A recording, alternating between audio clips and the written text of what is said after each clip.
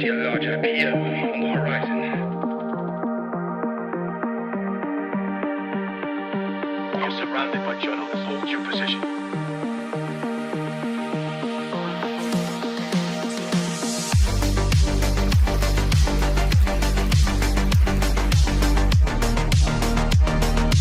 Overnight success. The Blazinator 3000.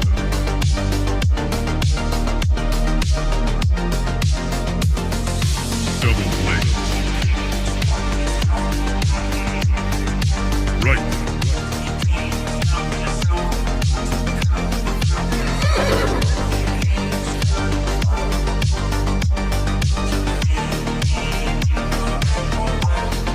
That's misinformation.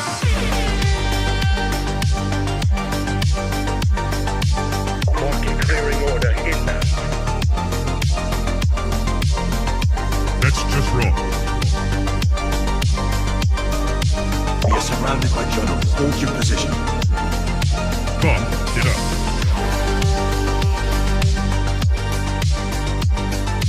Trust the experts. Vibe coding. We are experts. Founder mode. Vibe coding. I see multiple journalists on the horizon. Stand by. Experts. UAV online. Blaze. Double blaze. Triple blaze.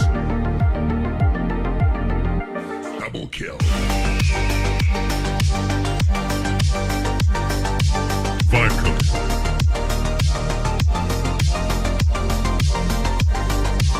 Wrong.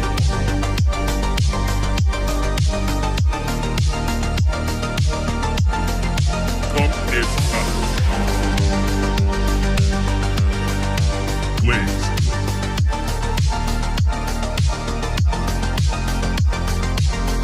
Team deathmatch.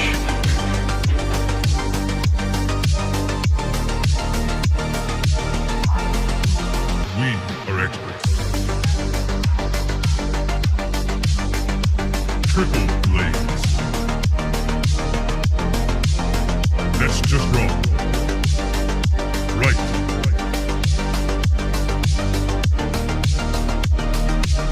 Marking clearing order inbound. Come, get up.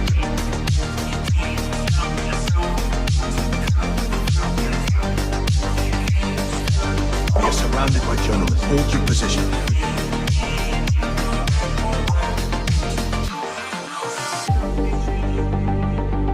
Strike one.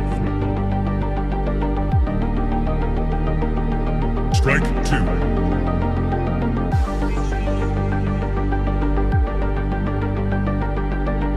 Activate Golden Retriever mode.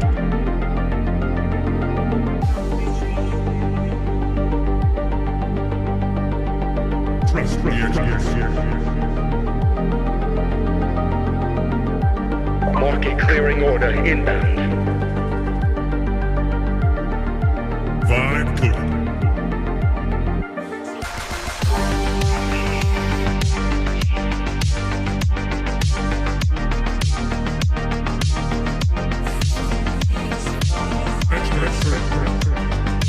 I see multiple journalists on the horizon. Stand by.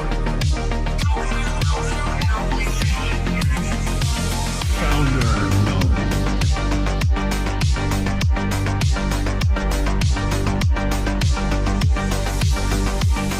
You're watching TBPN. Today is Friday, January 16th, 2026. We are live from the TBPN Ultradome, the Temple of Technology, The Fortress of Finance, the capital of capital. El Capital de Capital.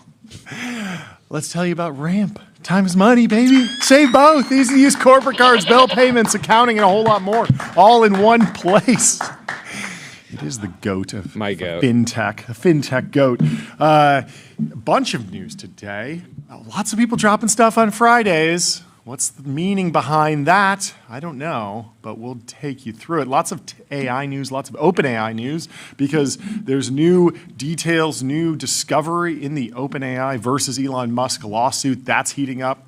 There's a whole bunch of scoops. Greg was waiting for. Yes, for sure, for sure. There's a lot of crazy quotes. Really, we're gonna go through it all. Yeah, because it's part of our job. We're going to go through both sides. We're do going to do have the steel man for Sam, the steel man for Elon. You know, just I have double like steel. I have a lot of sympathy for Greg. This is like a night, you know, having your personal diary. It is sort of crazy. I mean, do we know it's his diary? It's not. We'll it's see. not. They're They're framing it as a diary. I think you had the best take of the day so far, which is that this is the Super Bowl for Nick on X. Nick on X. NIK is having the best day of his life. OpenAI's number one hater for 3 years. He's having a great time. He's having a great time. Anyway, let's take you through the Linear lineup, tell you who we're having on the show today.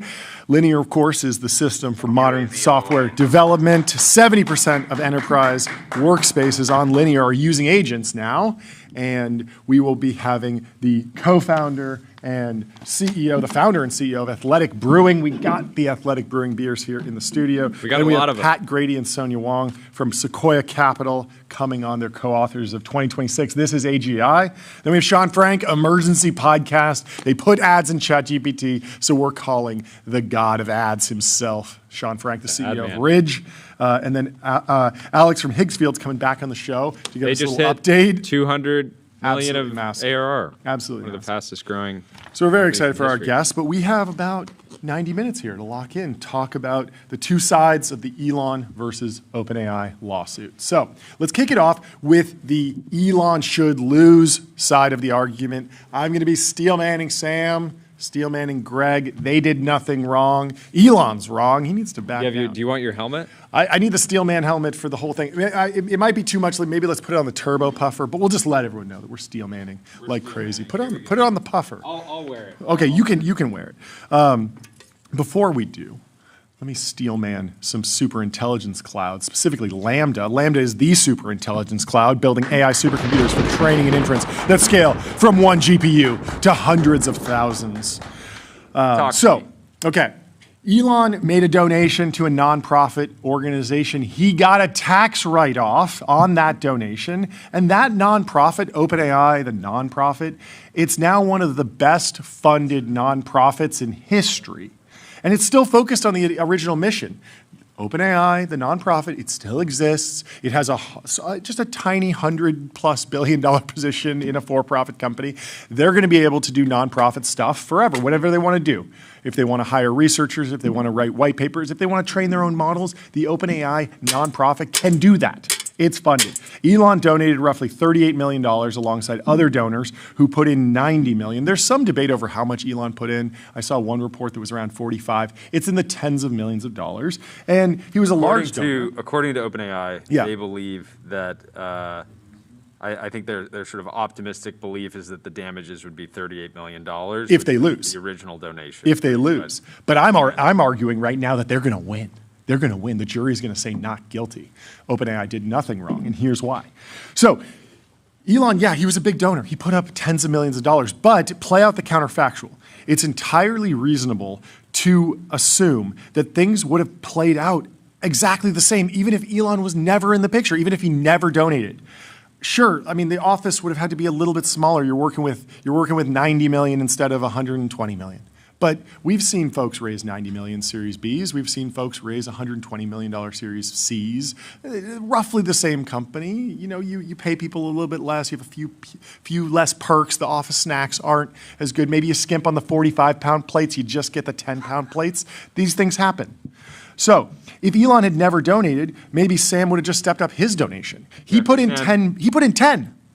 He's in maybe the he goes and leverages eight-figure something. nonprofit club. Yeah. He put in 10. He could have potentially sold more stock that he owned, taken a loan, sold property, put the McLaren F1 up for sale. That's another $20 million he could pour in. He could have filled that gap, or he could have hit the road. He's a good fundraiser. He could have gone out and gotten money from a variety of people. Reid Hoffman, Peter Thiel, Dustin Moskovitz all put in money. There are more tech billionaires in that crowd that could have written a $1 million check. So Sam could have gotten 34 $1 million checks and filled the gap. So it's not like if Elon didn't donate, he wouldn't have, OpenAI wouldn't exist, right? It's totally possible that everything would have been the same and that the Elon donations were not make or break for OpenAI.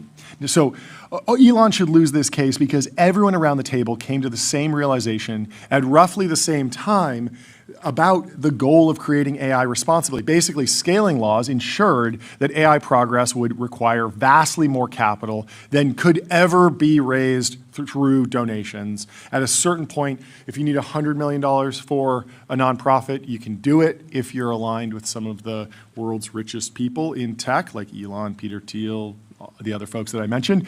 On the flip side, if you need $100 billion or you need $50 billion like OpenAI has already raised in the venture markets, that's just not going to happen in the nonprofit sector, except it could have. Because if Elon really believed in the nonprofit mission and really said nonprofit or bust, yes, I see the scaling laws. Yes, I agree we'll need an insane amount of capital to get to AGI. Well, guess who has an insane amount of capital? Elon. If he wanted to, he could have said, yes, I'm staying with the nonprofit strategy, and I'm going to put up the $50 billion. Every dollar that OpenAI has raised in the venture markets could have been a dollar donated by Elon Musk if he sold down all the positions. Now it's crazy. Never going to happen. Doesn't make any sense. Obviously, we're pro, I think the nonprofit transition makes a ton of sense in the context of raising that amount of money. I think that's a reality. And truthfully, I think that everyone around the table agreed about that. And so one thing that seems clear here is there were a variety of different paths, but clearly a lot of big personalities in the room, a lot of ego, and it makes sense that eventually that just kind of blew up. Yeah. Right? Yeah. And so even if you were going to keep funding the nonprofit, you're going up against Google. They have an economic flywheel that will provide the amount of capital required to advance AI, build massive, they're a hyperscaler. They're going to build massive data centers. They're not going to have a problem with this. Google was set up to make investments at this level. At $10 billion of CapEx, Google's not blinking. The shareholders are all thumbs up on that. Very different. Remember when Sam was texting Elon, I think this was in 2023, saying it pains me to see you attack OpenAI publicly. Yes. I think we can both agree it's important that Google doesn't own AI. Exactly. And that's been one of the only things that throughout this whole process they've stayed in agreement on. Yes. So they want to create a counterbalance to Google specifically. And Elon actually agreed with this as they were shifting from maybe the nonprofit's not the ultimate way to win this AI race, this AI battle, this AI future, because Elon agreed, according to Greg Brockman in emails, that he said, he being Elon, said nonprofit was the right one early on, the right structure at the beginning, but may not be the right one now. So according to these leaks, it seems like Elon wasn't always all in on a nonprofit. He was maybe open to the idea of a for-profit. And of course, that was a fork in the road. Elon did actually have the money to continue supporting OpenAI as a nonprofit. It would have been crazy, but technically could have sold down positions. But Elon clearly agreed that OpenAI should build a for-profit, and that's why he wanted equity. He wanted to be CEO. He was interested in OpenAI joining Tesla. Tesla's a for-profit. He wasn't saying, we're going to bring OpenAI over to Tesla and the whole thing's going to be a nonprofit. Clearly, Elon is no purist about nonprofit AI research. He runs XAI. It's a direct competitor to OpenAI. He started it as a benefit corporation, which meant it had an obligation to deliver environmental and social benefits. But after the merger with X, that benefit corporation status was dropped entirely. This whole lawsuit is clearly just corporate lawfare. And the battle should be fought out in the financial markets, in the App Store, on the open internet, not the courtroom. Let the best product win. Let the best AI model win. Let the best team win. And so let's wrap this court case up and let OpenAI go and compete it out. They're fighting a war on 5 different fronts. Let them build. Let them cook. Yeah, and, so that's it's worth noting that this is what OpenAI this is what winning, like today is what winning looks like for Elon. If he gets like the damages awarded and he gets $38 million, yeah, he's like, nice. Yeah. I can fund XAI for a week, you know, maybe not even or even if he gets 20 billion. Or even if he gets like some points in OpenAI, right? Yeah. He's like, great. This is not a material jump in my net worth or even my influence or power. Yeah. Whatever he's looking for. This doesn't really get me one step closer to Mars, right? It doesn't necessarily align. So the win state right now is just being disruptive, right? Basically buying XAI time, putting OpenAI in a position where they are trying to go public, right?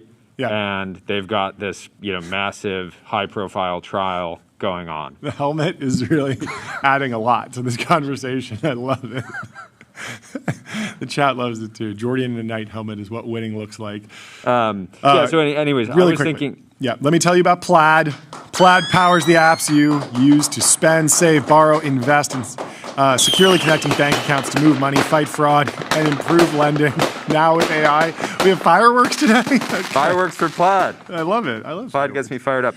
This kind of reminded me today of the Deal Rippling lawsuit, where like the actual win state for this like Deal Rippling lawsuit is just Rippling, like being a somewhat of an annoyance, right? Sure, like both companies are going to continue. There's no amount of money that's going to make Parker like happy, right? But what will like probably make him happy is just like making it harder for Deal to go public.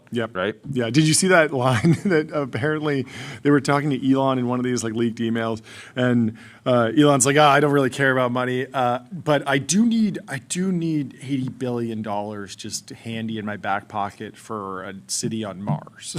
It's like the most extreme thing. Like, like I'm basically post-economic, but there's like one more thing that I'm reaching for, and it just happens to be $80 billion, like more liquidity than anyone has ever had in history, and I just need it ready to go for when I land on Mars and want to build. I just need about 80 billion liquid. Just liquid. Liquid. It would fix me. He says 80 billion liquid would fix me.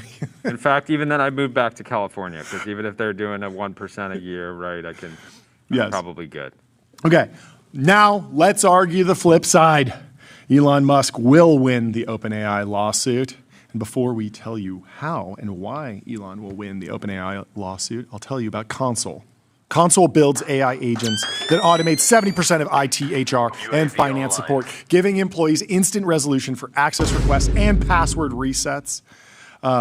So Elon will win the OpenAI lawsuit, and he should win this.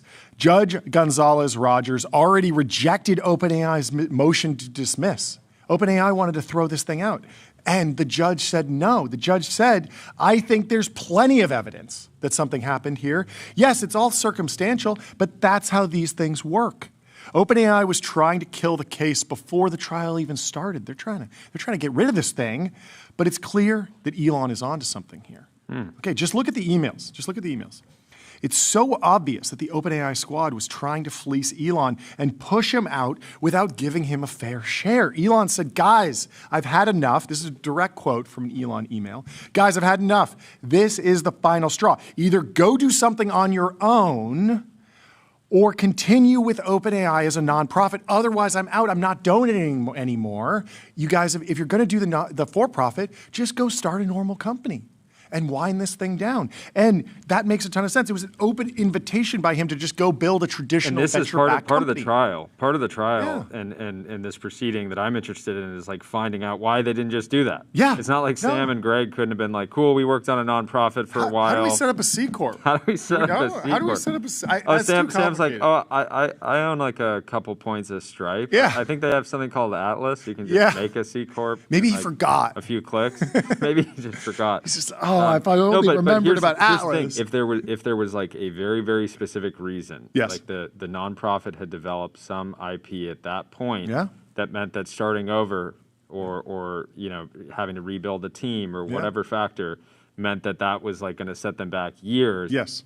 That's a big deal. Yeah, and realistically, you can't. There's no indentured servitude. You can't keep nonprofit employees working there. Why is the horse? The workhorse. The workhorse at OpenAI. Ilya Press the Sutskever. horse button, please. Ilya was the workhorse at OpenAI, and you needed him to keep the excitement, keep working. He developed a ton of the foundational technologies at OpenAI. And if he wanted to work at a nonprofit and you say, hey, we're leaving to go do a for-profit, come over here, who knows if he's going to come? And that applies to tons of different researchers that were instrumental in the development of what ultimately became ChatGPT and GPT-3 and 4. And so Elon gave them an invitation. Just go out and build a traditional venture-backed company. Maybe I'll invest, maybe I'll be involved, maybe I won't, but at least we'll have a clean slate to start from. It would have been trivial to set up a new entity, as we discussed. You could start building a team, and then you run the classic venture playbook. But Sam told Elon that he remained, quote, enthusiastic about the nonprofit structure. That was enough to get Elon to donate more, but OpenAI wasn't all in on staying in nonprofit mode. They were on the cusp of restructuring OpenAI and taking the $10 billion investment from Microsoft. The reality of modern philanthropy, it's not fire and forget. Big donors like Elon, in this case, do have specific intentions and conditions attached to the gifts. It's not like he's just throwing $20 in the Salvation Army donation box around Christmas. This is 30-something million. If you give that to a university and you want a building, they need to build that building. They probably need to build it to your specifications, even if you want no windows. They might even put your name on it. Yeah, they might even put your name on it. And you can dictate these things in a nonprofit donation, and you can ask that the donation is contingent on those results. You can pursue specific directions. He has every right to demand results. And so, and meanwhile, during this whole period, Greg is writing to himself allegedly that he cannot say we are committed to the nonprofit, don't want to say that we're committed if 3 months later we're doing B Corp and it was a lie. Yeah. And then later saying, can't see us turning this into a for-profit without a very nasty fight. His story will correctly be that we weren't honest with him in the end about still wanting to do the for-profit just without him. Yeah.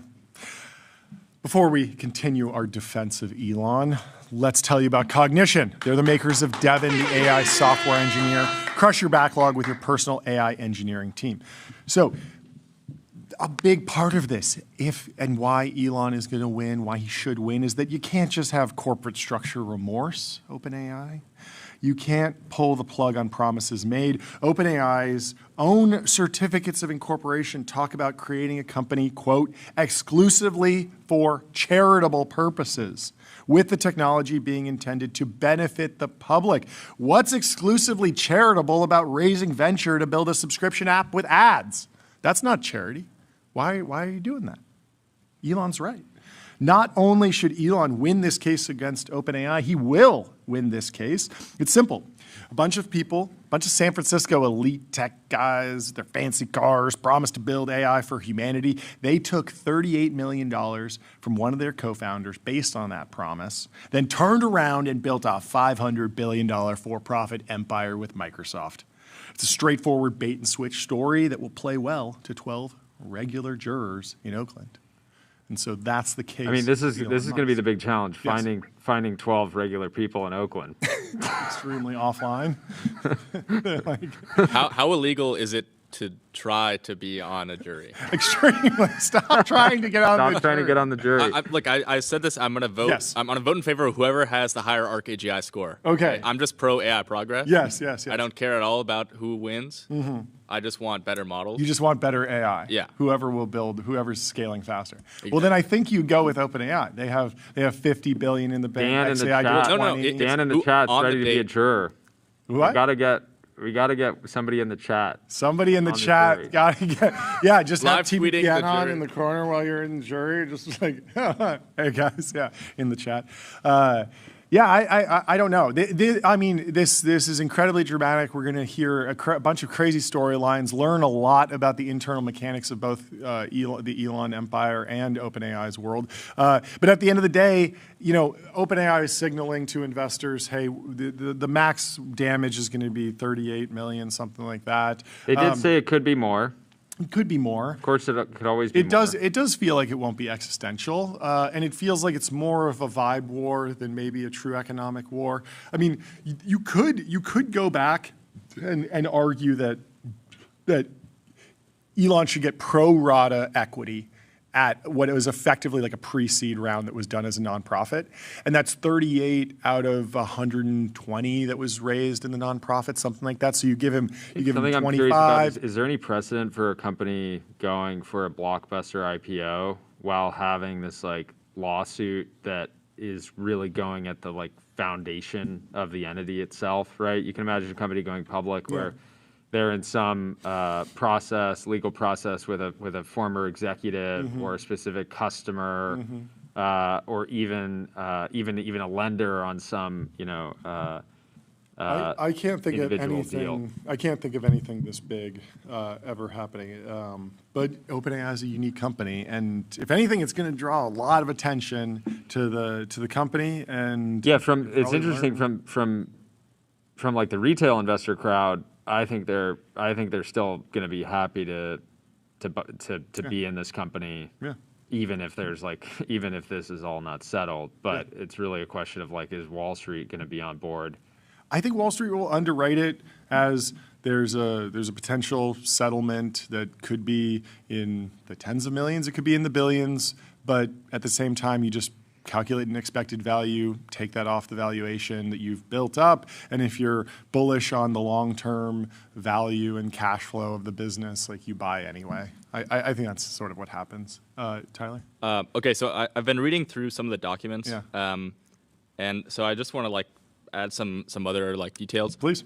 So one thing is, like, I think I'm reading through like you can actually see the arguments being made. One of them is from the defense of OpenAI, and that it's that Elon actually didn't directly donate to OpenAI. It was basically indirectly through a donor-advised fund and through OpenAI's fiscal sponsor, YC. And so because it's not direct, the idea of like the specific charitable purpose doesn't actually like doesn't hold up. Okay. And that it actually just defaults to like OpenAI's. Yeah, because it's more like you donate to one entity, and then that entity would have to make that claim, so their direct communication doesn't necessarily hold as much weight. And then so there's like there's a bunch of pages about the history of like how you actually define these things. So it seems like it's going to be just come down to like extremely like esoteric legal definitions of like trust. Well, I think we're out of Steelman mode. Jordy, of course, dons the Steelman helmet whenever he's trying to steelman an argument. We thank you for putting up with our shenanigans and our props. Let me tell you about Vibe.co, where D2C brands, B2B startups, and AI companies advertise on streaming TV, pick channels, target audiences, and measure sales just like on Meta. And speaking of ads, there's ads in ChatGPT. I liked Ragav in the chat saying they're putting ads in ChatGPT to help fund the trial. Oh, sorry, that was actually Dave. But Ragav did say OpenAI is nothing without its lawsuits, which I think is very funny. Anyway, you want to know? Let's go through some of the leaks. Let's go through some of the ad details. We also have Sean Frank from Ridge joining to break down the ad landscape, whether he will be advertising Ridge wallets in ChatGPT anytime soon. Yeah, part of the last thing I would say there is part of OpenAI's defense is that through their actions, they've created one of the most well-capitalized foundations in history, right? And I think that they're going to continue to lean on that. Novo Nordisk has a foundation themselves focused on biomedical research, and it's like the estimate is that they have $167 billion. Okay. And so that's why we're using the term one of the best funded, because it's possible that the OpenAI nonprofit might not be the best funded in history. Although if the stock continues to rip, they will probably become the best funded in the in history. Well, there's a whole bunch of leaks and news in the timeline. There's so many documents that hit the timeline that it brought down all of X, and X actually crashed because so many people were logging on to read the Brockman files. Yeah, and there's one more quote that's worth reading through, which is that from the Greg files, from Greg Gate. Another realization from this meeting is that it'd be wrong to steal the nonprofit from him, to convert to a B Corp without him. That'd be pretty morally bankrupt. Yeah. He's really not an idiot. Yeah, I mean, but that sounds like, they were like, it would be wrong to do that, and by their admission, like they would argue that they didn't steal it from him. The funny thing in here is like the case. And again, I love Greg, and I feel bad that this is all coming out. Yeah. But his like very millennial coded writing. Yeah. Brockman further wrote under the heading, "Our plan, quote, it would be nice to be making the billions." Okay, I didn't see that one. That's a funny one. I do think that there's a very odd wrinkle where Elon didn't invest in the for-profit when any of those rounds were going. Like the ships were so thoroughly burnt to a crisp that even when the new for-profit was doing the round, he was not. There's at least we haven't seen a lot of emails or evidence saying like, whoa, don't go with Microsoft. Like at least give me right of first refusal. Let's do this at Tesla, and I'll be the financier and I'll take the equity. Like I'm bullish on this, and you don't have to. I don't know how much that plays into the actual court case, but it is interesting just seeing like once the ships were burned and the bridges were burned and the paths started to diverge, like they never really re-solidified. And you would think that if you wanted to continue, you would try and build a position one way or another, get some cap table ownership. It is odd that we're in a situation where Elon has zero equity in OpenAI, in the OpenAI for-profit. There were clearly many opportunities to get exposure. Yeah. But again, bad blood, so who knows? Maybe it was at least Greg didn't go in front of Congress and say, "I'm just doing this because I love it." Yeah. Because that would make these other notes on it would be nice to be making the billions. Yeah, but for sure. But the other interesting thing is that do we know where Sam Altman sits in terms of equity? It's been going back and forth. 7. There isn't a number, but in one of the documents I lost it. But it said he had indirect exposure via YC. Okay. Yeah. Into the for-profit as well? Yes. Okay, so look through exposure there. But then in terms of like an actual grant, is there a number that's been thrown around? To my knowledge, nothing has been shared publicly other than the sort of idea of him getting around 7%. Okay. But yeah, that still feels low for a co-founder of a No, but that was happening. That's like a lot of dilution had happened. Yeah, no, by that sense, point makes sense. But it certainly it's just feel like the Mark Zuckerberg or the Bill Gates or the or the Jeff Bezos scenario. I mean, if anything, these files make a lot of Elon's kind of antics like more understandable. Sure. Like he's been the one saying that they're morally bankrupt, and here they just straight up say it would be pretty morally bankrupt to steal the nonprofit from him. Yeah. Like, I don't think anyone ever expected that language came out that was this specific about their moment-to-moment thinking during that point in time. Yeah, what's the phrase that Elon uses? Scam defaultman? Scamual defaultman. The timeline is really so stupid. The portmanteaus. But so I mean, brutal. one thing that is real is that it's very clear that like at some point the core OpenAI team was like, it's either like Elon as CEO, financial backer, like complete control. Like Greg Brockman said, this is the only chance we have to get out from Elon. Is he the glorious leader that I would pick? We truly have a chance to make this happen financially. What will take me to 1B? Which is interesting because like there are definitely people that have been taken to 1B alongside Elon, with Elon in the glorious leader seat. Like there are people on the Tesla train. There are people on the SpaceX train. Where truly, like, they are completely hands-off. Elon is the glorious leader of those companies. They don't have any control over Elon, but Elon has given them effectively billions and billions through either their direct work with the company or their investment in the company. Like, there's a whole bunch of ways that those two things could actually be very compatible. Yeah. But it would be weird, especially if you want more of an egalitarian organization, more of an equal board, more of a well, you look dynamic. at the run that Sam has gone on. And you could imagine a situation where they're sitting at the table and saying, this boardroom ain't big enough for the two of us. Right? And it really feels that way. Big egos, right? Big folks. Sam notoriously is able to draw in capital using many of the same sort of methods that Elon has. Yeah, I do think the financially, what will take me to 1B? It's just a good question to ask. Everybody needs to be asking themselves this. Yes, this is something that should be taught in grade school, really. I see people on Instagram Reels all the time asking this question. Alex Hormozy, makes Reels about this. He's asking himself this question. The only other question is, why aren't you asking yourself that question? You should. You should also get on 11 Labs, build intelligent, real-time conversational agents, reimagine human technology interaction with 11 Labs, baby. Continuing with the timeline, a federal judge denied OpenAI's motion for summary judgment.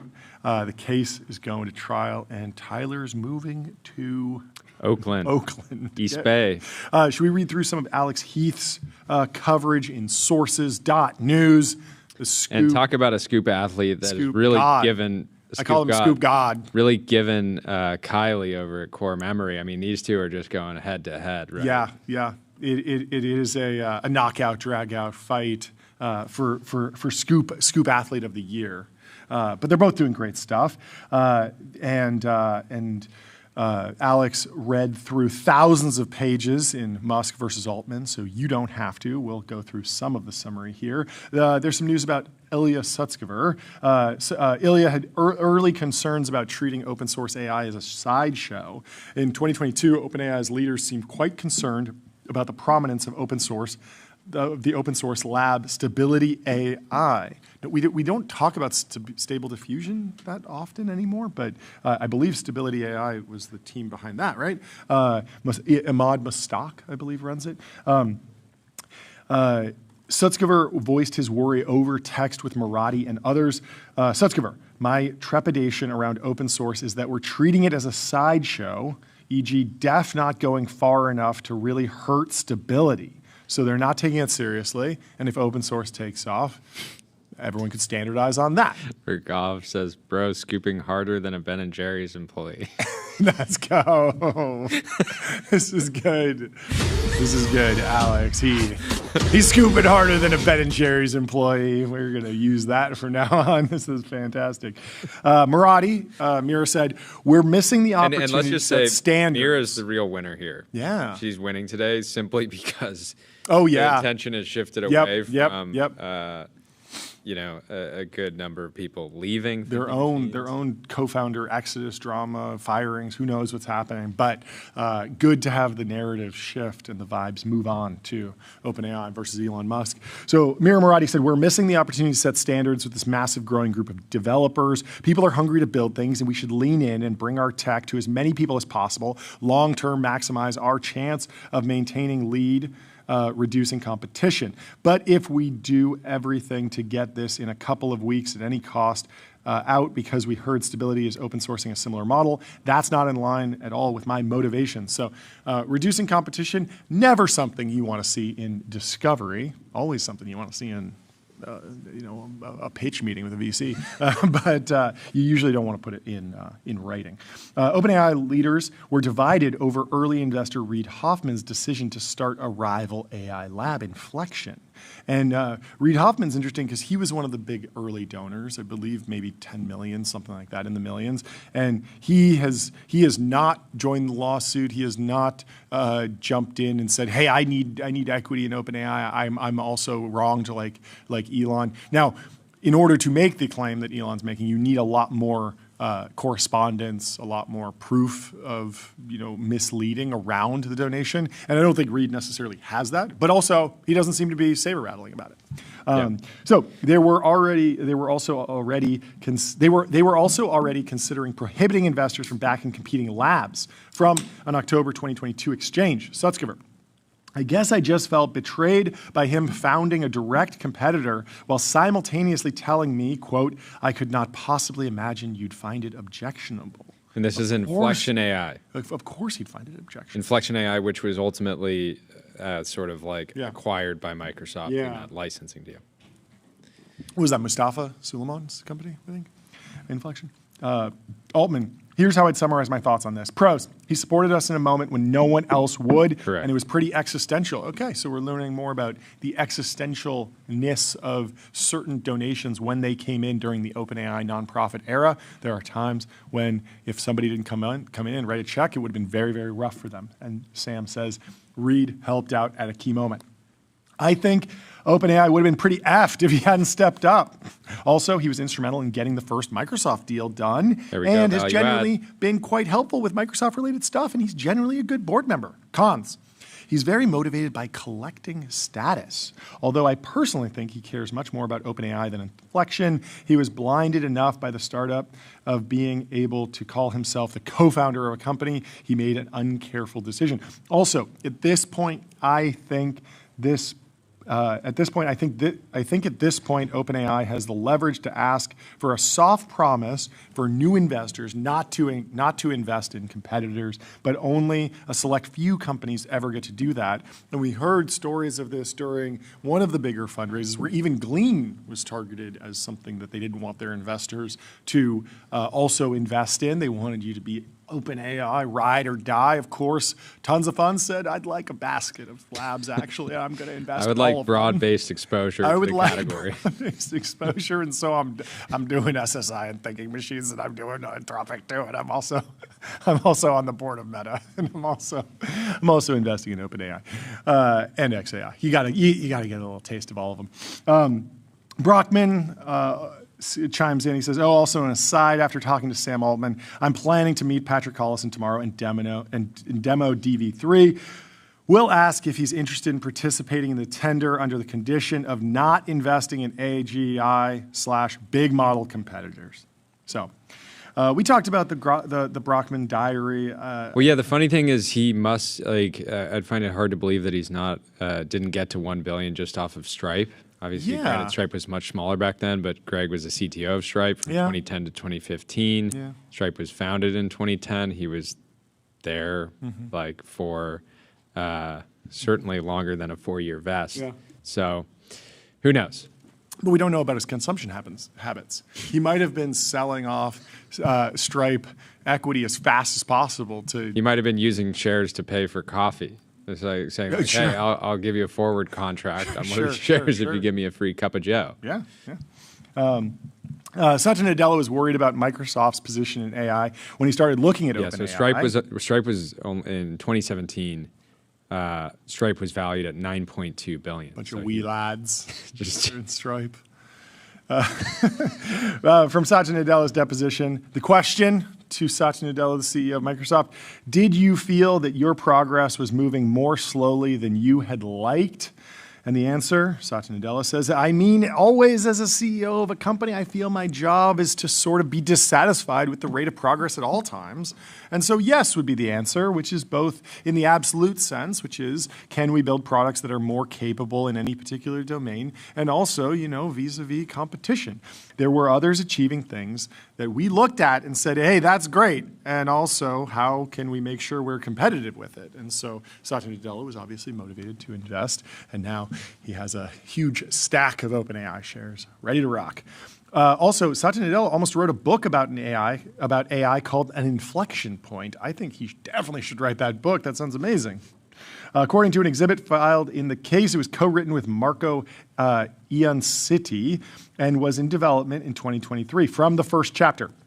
On Wednesday, August 24th, 2022, with the Pacific Northwest summer showing all of its beauty, Bill Gates hosted a dinner at his home in Lake Washington, just a few miles from Microsoft's campus. No longer a Microsoft board member or even Microsoft's largest shareholder, Bill remained the iconic co-founder and trusted advisor of the company's senior technical leaders. Satya suggested the gathering, which included Chief Technology Officer Kevin Scott and a handful of top researchers. Food and drinks would be served, but the main entree was a hush-hush demo by OpenAI co-founder Sam Altman on a forthcoming release of ChatGPT powered by GPT-4, an AI built on large language models. Bill had long encouraged researchers to develop a truly accomplished AI assistant, but had voiced his skepticism about this particular approach. This sounds like I'm listening to an Audible. Thank you. CrowdStrike. Your business is AI. Their business is securing it. CrowdStrike secures AI and stops breaches, baby. That's right. CrowdStrike. So that would be fun. I hope that book gets published. It'd be fun to have some of those little stories about. I don't feel like we don't have enough oral histories of AI. Who was in the room at what time? I feel like there's a whole series of books to be written about OpenAI. I know that they've written a few, but most of them are sort of these like skeptical drama pieces. I'd be much more interested in two different books. One would be the technical histories, like exactly what researchers were doing what at what times. And also I want to know the feeling that was going through Ilya's head, and what was the vibe when he said, like, I'm hitting the button and I'm running the training run. What do you think? You're just describing Dorkech's book. Yeah, but like the Scaling Era and Oral History of AI 2019 to 2025. So yes, yeah. And he interviews Ilya. Yeah. So I hear you on that being a great tour of AI progress across labs. Yeah, I think John's I'm talking about within a history. single lab. Within a single lab, you're in the room account of narrow it just to like the GPT models. And so imagine the Scaling Era, but just for the progress of OpenAI. Basically or want just, like the acquired episode. Yeah, there's that. I mean, isn't there news that there's a book on Demis Hassibis that's coming out about DeepMind? That's going to be fantastic. It's written by Sebastian Mallaby, one of the goats of business writing. He wrote The Power Law, all about the history of Silicon Valley. I know that book is going to be incredible. So I'd be very interested in the research side, how the research developed, who was doing what, and then I'd also be interested in the financial side. I want to know, okay, how did this SPV actually get done? What were the terms on this? Who was jumping in this round? At what terms? Who were they talking to? Who were their LPs? Were their LPs skeptical? Yeah. We've talked to and seen a little bit of the other side of that. And then layering in all of this information from the the deposition. Totally. And some of these, some of this evidence that's come out that we read. And so there are a few writers that will take different cracks at the OpenAI story. I think the definitive book probably has yet to be written, but it will come, and hopefully Satya Nadella can play a role in that because he's such a key figure in the full story. Vanta. Automate compliance and security. Vanta is the leading AI trust management platform. Like a foghorn.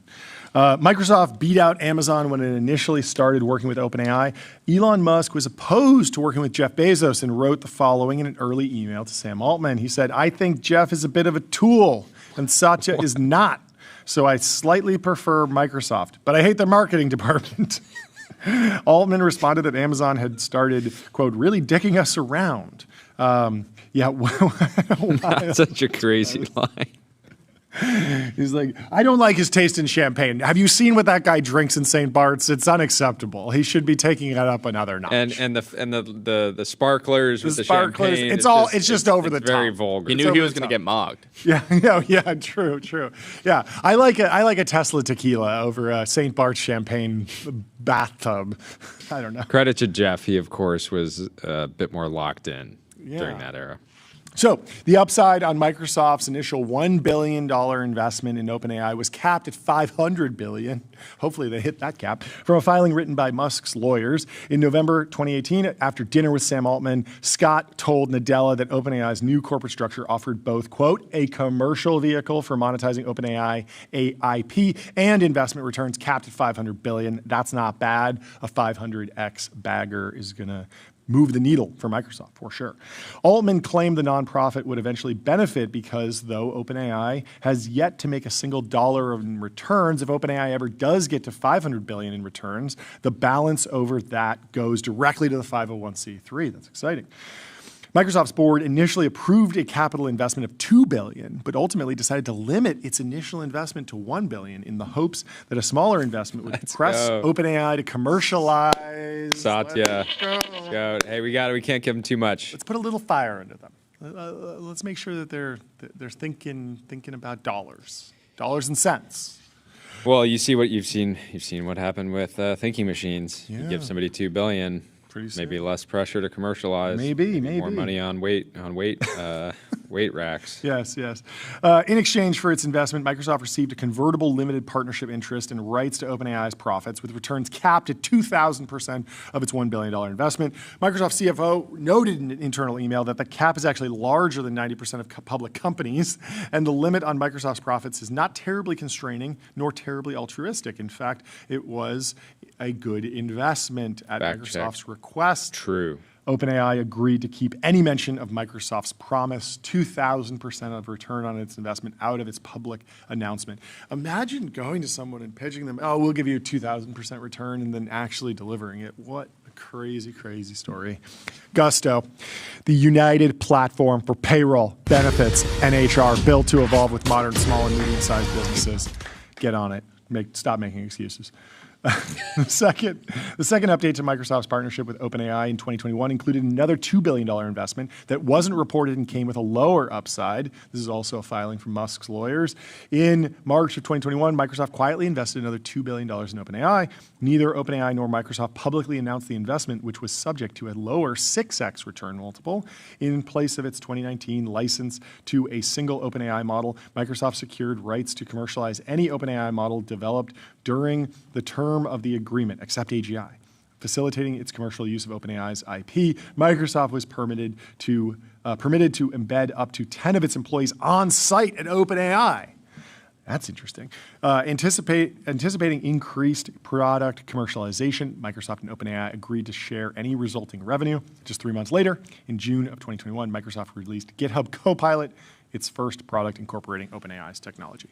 Well, there are many, many more scoops in this piece by Alex Heath over at sources.news, so I encourage you to go subscribe, go sign up for his Substack, and read the full thing for yourself, because there's a lot of interesting stuff going on. But we should move on to the timeline. There's so much more news.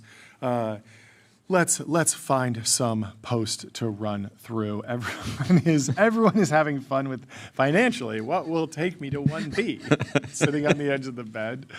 I love it. Feet up. You got to be asking yourself this. It's just so clear.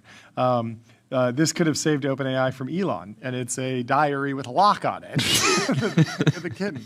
I think the diary framing is like woefully wrong. That's probably the worst part of this whole thing, is because most of the thoughts that Greg's putting out are completely reasonable. Like it's like, yeah, we shouldn't screw this guy over. Like, do we really want him to have a complete authority? Like, these are all reasonable things to be thinking out loud. It's just when you write them down, they get recontextualized in the courtroom, and then the fact that it's framed as a diary, very questionable. Probably I don't think it makes Greg look that bad, because he wasn't ultimately. It's not like he was like secretly, Sam's puppet master. No. Right? And a lot of this went back and forth, and there were lots of opportunities for both sides to yield. It was like a long, ongoing negotiation. But everyone's picking their sides. Owen Sparks says, "Case closed. Elon has OpenAI dead to rights." Based on this quote here, he wrote, "Can't see us turning this into a for-profit without a very nasty fight. I'm just thinking about The Office, and we're in The Office, and his story will correctly be that we weren't honest with him in the end about still wanting to do the for-profit just without him."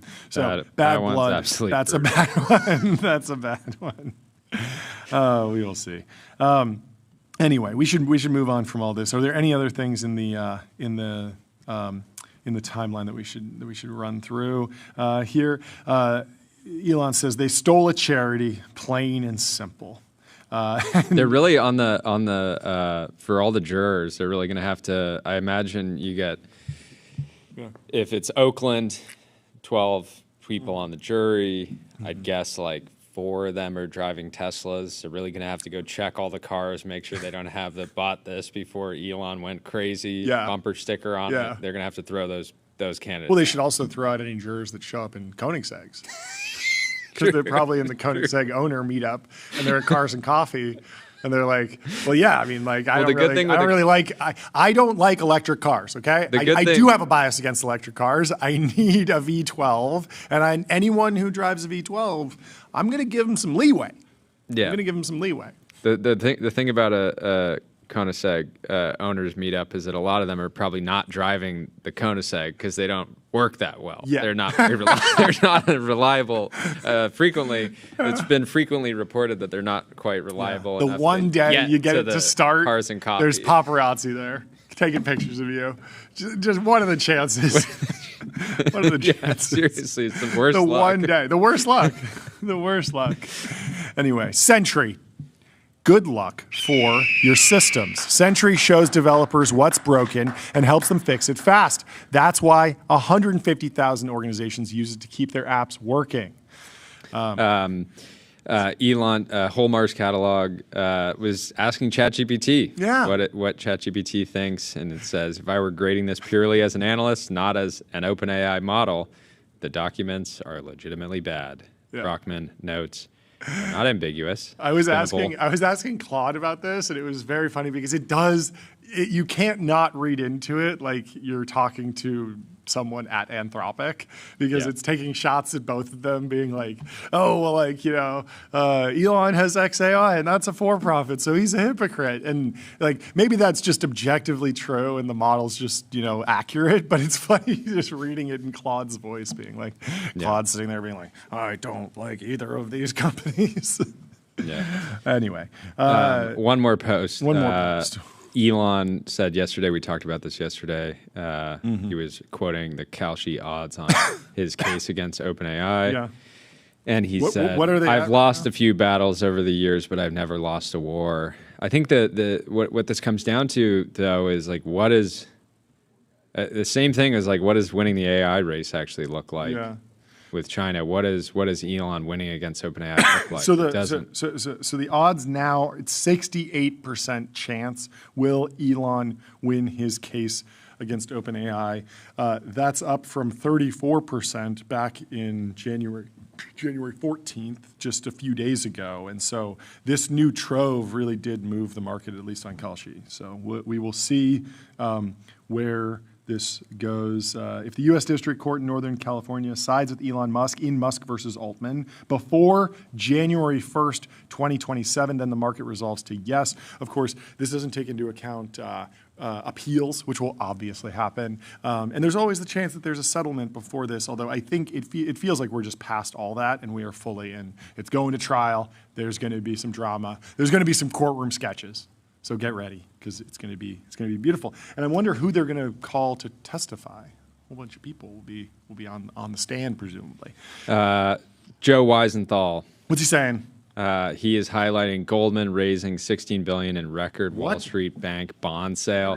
Joe Weisenthal says, right here. Here, toss it to me. Woo.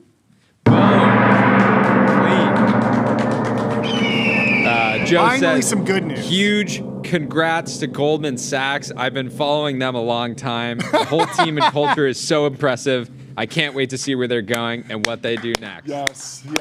Really, Goldman's really just getting started. They are. Today's really just day one. It's day one. It's day one for Goldman. Will Manitis, he thinks of Goldman as kind of the ideal firm, right? He has this idea of firm versus company. Yes. Where the company is just the people, the firm is the core ethos. Sure. And Goldman is kind of the perfect firm.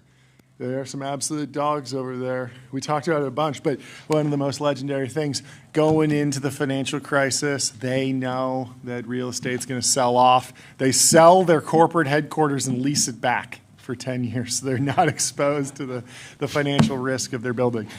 You got to be careful if you're on the other side of a deal. If they're selling, why? Why are you buying? Yeah. It's a good question. But fantastic firm, fantastic results from them, and congrats. Joe. And speaking of the financial markets, you got to get in on them with public.com. Investing for those, take it seriously. Stocks, options, crypto, bonds, treasuries, and more with incredible customer service. Joe has some more news. Yes. He's newsmaxing. He is There's some news newsmaxing. out of AP, Beijing. Breaking with the United States. Canada has agreed to cut its 100% tariff on Chinese electric cars in return for lower tariffs on Canadian farm products, Prime Minister Mark Carney said on Friday. Carney made the announcements after 2 days of meetings with Chinese leaders. He said there would be an initial annual cap of 49,000 vehicles on Chinese EV exports, growing to about 70,000 over 5 years. China will reduce its total tariffs on canola seeds, a major Okay, yeah. Canola oil. They're getting seed oils. They're like, we got to have them. Okay. Maybe this is part of a grander strategy. Oh, He's okay. like, yeah, Yeah. we need to. This Tinfoil is hat. our version of fentanyl. So he actually did. Carney said that Canada's partnership with China sets us, Canada, up well for the New World Order. So this is the seed oils are the first step. Yeah, that was a crazy quote. That was a crazy. crazy quote. Yeah. When I first saw that, People do I it. saw the video. I was like, okay, like Yeah. funny deep fake. Yeah. Prime Slop. Minister saying like, New World we're Order. excited for this new world order. Yeah. But it was real. Yeah. It was real. In other electric car news, Ford and BYD are in talks for car batteries. Let's give it up for some talks. U.S. car makers need, Ford, the U.S. car maker, needs more batteries for hybrid vehicles because it's shifting away from the full EVs. You know, they canceled the Ford Lightning, but they are going to do a lot of hybrids, and so they need a lot of batteries, and they're calling up BYD to help with it. Ford and BYD are going to do a partnership, or they're in discussions for it, in which the American car maker would buy batteries from the Chinese auto company for some of Ford's hybrid vehicle models, according to people familiar with the matter. The two companies are still discussing how the arrangement would work. One idea is that Ford would import batteries from BYD to Ford's factories outside of the U.S. Some of the people said talks continue. And it's possible a deal won't materialize. The tie-up, if completed, would pair Ford with the largest Chinese car company that has struck fear in much of the auto industry over its ability to produce affordable models that carry sophisticated technology. For Ford, it solves a problem. As the company pulls back from electric vehicles and ramps up its lineup of hybrids, it needs a battery supplier, and BYD is able to produce high-quality car batteries. We talk to lots of companies about many things, a Ford spokesman said. A BYD spokesman declined to comment. That's a good comment. We talk to a lot of people about a lot of things. Why are you focusing on the Chinese batteries today? Stop calling me Ryan Felton from the Wall Street Journal. Move on. I talk to a lot of people. Before becoming one of the world's biggest car makers in the world, BYD developed a robust battery manufacturing business, including batteries for hybrid models. It currently produces most batteries in China, but the company is building up capacity in its overseas plants as it expands to markets such as Southeast Asia, Europe, and Brazil. Bernstein Research estimated that BYD's battery shipments rose 47% last year to 286 gigawatt hours. President Trump's trade advisor, Peter Navarro, criticized the idea on X.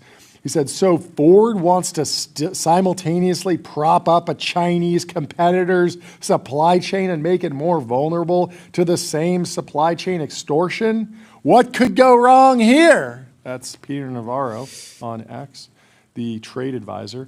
Last month, Ford said it would pivot away from making electric vehicles in the face of slumping demand and take an expected $19.5 billion in charges primarily tied to its EV business. So, very interesting news. Anyway, let's move on to the next big story of the day. But first, let me tell you about Shopify. Shopify is a commerce platform that grows with your business and lets you sell in seconds, online, in-store, on mobile, on social, on marketplaces, and now with AI agents. Agents. So, And relevant because the day has finally come. Not to see ads in ChatGPT. That's true. But they're coming. They're coming. They're coming. We're no longer in talks. We're no longer in advanced talks. Yes. We're talking about in the coming weeks, OpenAI plans to start testing ads in ChatGPT free and Go tiers. It's go time. Go tiers. ChatGPT Go. They said, we're sharing our principles early on how we'll approach ads, guided by putting user trust and transparency first as we work to make AI accessible to everyone. We got to check in with Mark Cuban. Yeah. But they say what matters most, responses in ChatGPT will not be influenced by ads. That is There's a important. firewall. There's a firewall. Editorial is over here. Ad sales is over here. They don't interface with each other at all. And so the models that generate the responses will not be aware of who's advertising on what. This seems extremely easy to do technically, extremely good for product reliability. It's what the consumer wants. You want to know when you go to Google, if you scroll down far enough, you eventually get past the ads and you see the real results. And you're going to want that in your LLM, even if there's an ad up at the top or in the middle, as long as it's clearly labeled, which they say they will be. So ads will always be separate and clearly labeled. Your conversations are private from advertisers. Plus, Pro, Business, and Enterprise tiers will not have ads. So I'm going to have to downgrade. Yeah. Because I'm on the Pro, $200 a month tier, but I want ads. I want to experience the ad product. Yep. So everybody's got to downgrade. But I think they're going to be making way more than $200 a month off me on ads. Oh, yeah? Oh, yeah. Oh, yeah. Oh, yeah. Oh, yeah? Oh, yeah. They're going to be advertising crazy stuff to me. They're going to be, every other result's going to be Koenigsegg. Here's a McLaren F1 in your area. You can go pick it up right now. It's going to be insane. Yeah. So people have been so concerned, specifically Mark Cuban. We obviously had him on the show to talk about this last year. Yeah. About this idea of like ads showing up in the results. Yep. And part of it, the reason I was never that concerned is like if I just search best backpack for men, which is kind of a joke in itself, because it's going to tell you Ridge, but well, a man shouldn't wear a backpack in the first place. So sorry to any backpack super fans out there. But, well, you're not a man yet. You're not 21. Oh, true. Yeah. So you're good. You got enjoy your backpack years. Yeah, you should switch to a stainless steel briefcase that you handcuff to your hand. That's the correct thing for someone of your stature, someone of your importance. You got important stuff carrying around. But anyways, backpack. When I search best backpack for men, I can scroll down and find a Reddit result from it's the second result after Nordstrom. Sure. But they also serve me a bunch of ads. Yeah. I don't assume that the best backpack for men is the first ad, right? It's not like when it's clearly labeled and separated. I just assume this is an ad for somebody that sells backpacks. Yeah. But now I'm aware of that particular backpack. Yeah. Maybe. So I think it's fairly aligned, right? Yeah, that's why I don't search like best backpack for men. I search best highest margin backpack, men's backpack. Because you appreciate from the you celebrate of business of the business. Yeah, of the business. You want to support business. Yeah, because and then so I want to know what's the highest margin backpack for whoever I'm buying from. Then I go to shopping tab, and then it tells me, okay, this is the highest margin one. If you want to support that corporation, make sure the most number of dollars flow to their shareholders, this is the backpack you should buy. Back / in the chat says he uses a Spider-Man lunchbox. Let's go. See, I can appreciate a Spider-Man lunchbox. And soon you'll be able to generate a Sora of Spider-Man in ChatGPT. It'll serve you an ad for that Spider-Man lunchbox, and the virtuous cycle of commerce will continue. MongoDB. Choose a database built for flexibility and scale with best-in-class embedding models and re-rankers. MongoDB has what you need to build. What's next? Anyways, so Plus, Pro, Business, and Enterprise tiers will not have ads. Yes. So super disappointing. They need to hammer the first bullet point here. Responses in ChatGPT will not be influenced by ads. We know that this is what they're going to do. Technically, it makes sense. It's completely the industry standard. Everyone in tech knows that this is how it works. But consumers will have all sorts of conspiracy theories. I mean, remember how big the whole like Facebook listens to your audio and then targets ads off of that, and there's been so many like viral conspiracy theories around how ads work, how monetization works on these platforms.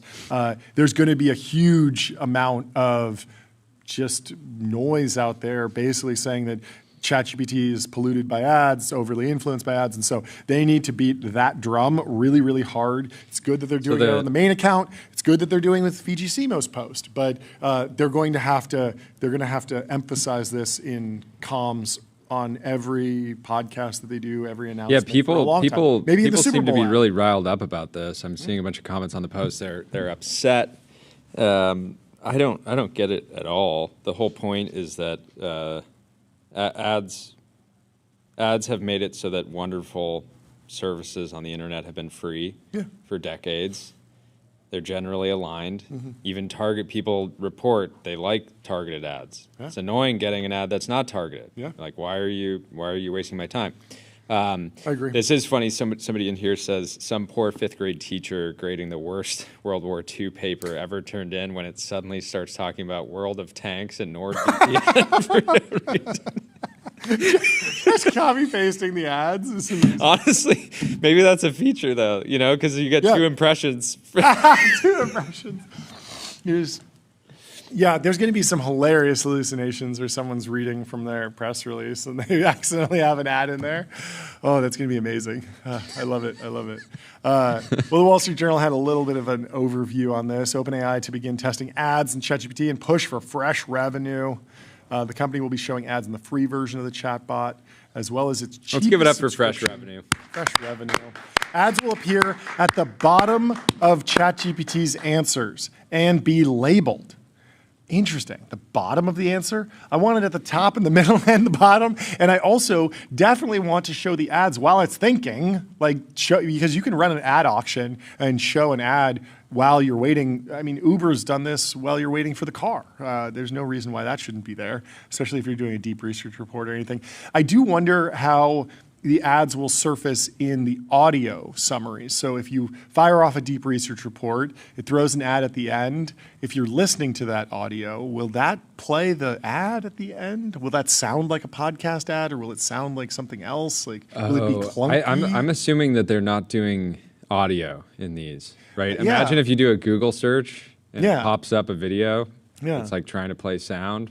It's annoying. It could be, but you'd be throwing your laptop. Yeah. But I mean, a lot of times people will go to ChatGPT, fire off a query, and then when the query comes back, they will just hit the play the audio button, and will it read the ad as well? I don't know. Maybe. But the company said ads wouldn't influence the chatbot's answers, of course, and that user conversations wouldn't be sold to advertisers. That also makes a lot of sense. Also, advertisers don't really care. To be clear, like they will. My understanding is they will use what they know about you to offer better targeted ads to advertisers. They're just saying they won't explicitly be like, "Hey, here's this person's email and here's what they like," and actually sell that specifically. Or even anonymous. There's not even an option to go to OpenAI and say, hey, I'd like to buy 10,000 conversations about backpacks. That's not an option. What you can say is I have a backpack. Find me some customers who want to buy backpacks. And they will say, sure, we'll do that. And we will go into the black box and sort and match you and give you the lowest cost per acquisition. You tell us that you're willing to pay $5 per customer, $2 per customer. We'll get you $2 customers. We'll do our best. This is the auction model. Yeah, and the thing companies here don't is want if you are a business owner, yes, you should be incredibly excited about this. Yes. Every time a major new ad platform has come out, yes, it is an opportunity to drive a tremendous amount of growth really, really quickly, because they typically underprice the ads in the short run, just to get volume, just to get a lot of customers in. And so when Sean Frank comes on later, we can talk with him about this. I remember like early days of like Snapchat advertising, like Connor over at the Ridge was like getting like tremendous results. Yeah. Right? Yeah. Cisco. Cisco is critical infrastructure for the AI era. Thank you to Cisco for powering TBPN. Dean Ball is back on the timeline. We know Dean Ball. We know Dean Ball. He says, flowers, no way, reacting to the screenshot that flowers hint at math before numerals. Pottery made by people of the Holofian culture who inhabited northern Mesopotamia between 6,200 and 5,500 BC. Painted flowers with 4, 8, 16, 32 petals. Some of them have 64 petals. They were obsessed with exponential growth. They were obsessed with compounding, the power of compounding. It's the Claude logo. It is the Claude logo. That's hilarious. I love it. It's amazing. Anyway, this Graphite, is good. graphite.dev. Graphite, code review for the age of AI. Graphite helps teams on GitHub ship higher quality software faster. Where would you like to go next? This dinner Vic story? has a fantastic post. Read He it. says, had dinner with wife at a Mexican restaurant last night. Looked at the menu. They were trying to raise prices from $18 to $24 for her favorite entree. Wife was like, I think we can have Claude make this. Told waitress trying to gouge us. They done. 1 week sprint. Claude cloned and replaced Cochinita Pibil and Carnitas. Carnitas. Restaurant manager freaks out. How do we solve this? This is going to happen so much in 2026. Just telling the restaurant owner that you're going to do it at home. Because We of cloned Claude. your entree with Claude. We cloned you. We cloned it. We cloned it. I just cloned it. This is does pretty Jeff funny. Huber Jeff say? Huber sharing this post from r/teacher. Every year, these kids come back with a new annoying quirk. ... Claude boys are apparently the new thing. In my 10th year of teaching, mostly freshmen, ever since the pandemic, there's always a new thing students bring to school that they learned over the summer from the internet or wherever. The newest thing here is a flock of self-proclaimed Claude boys who carry AI on hand at all times and constantly ask it what to do. They have their entire personality revolve around Claude prompting and AI. When we went around doing an icebreaker, 4 of the 5 kids, some variation of I live by Claude and die by the Claude. That's their fact. Just about an hour ago, when I assigned the first assignment of the school year, one of the Claude boys was bold enough to say, if Claude says I do it, otherwise I don't. I told him if he asked Claude, he would be getting a call home on the first week of high school. He asked it anyway, and it said to do the homework. That's amazing. This is a copy pasta from Yes. the Coin Boys. Yeah, it's just Coin the same boys. thing, except instead of asking Claude, you flip a coin. You flip a coin. Yeah, but the it's the coin same. boys. The coin boys are apparently a new thing. This is very funny. I like the copy pasta. This is amazing. Very, very funny. Well, you've been trying to make Jemmy Boys happen, which I think is underrated. We should get a copy Jemmy pasta Boys. whipped up, of course, because we are sponsored by Gemini 3 Pro, Google's most intelligent model yet. They got state-of-the-art reasoning, next-level vibe coding, and deep multimodal understanding. I have some advice for Jeff Huber. He's the founder of Chroma, and he's trying to change the world. And if he wants to change the world, he should raise capital at the New York Stock Exchange. Jeff, it's that simple. Head over to the New York Stock Exchange. When you want to change the world, you raise capital at the New York Stock Lynn Exchange. Martin. Call Lynn Martin. Let's get into the mansion section. Let's get into the mansion section. I've been waiting all day. The first big piece is about the great property transfer. Gen Xers and millennials will inherit trillions of dollars of real estate over the next decade, and it's already reshaping how luxury homes are bought and sold. So over the next decade, roughly 1.2 million individuals with net worths of over $5 million are projected to pass down more than 38 trillion globally. That is a huge amount. Real estate is poised to play a significant role in the great wealth transfer. Gen Xers and millennials are set to inherit 4.6 trillion in global real estate over the next 10 years. And this is why it's so important to win the genetic lottery when you're born. We didn't. We but, didn't. I won't be inheriting but- anything. But Stop making excuses and maybe get a time machine and go back in time and be born to someone with a luxury estate that you can inherit. yes, maybe even multiple.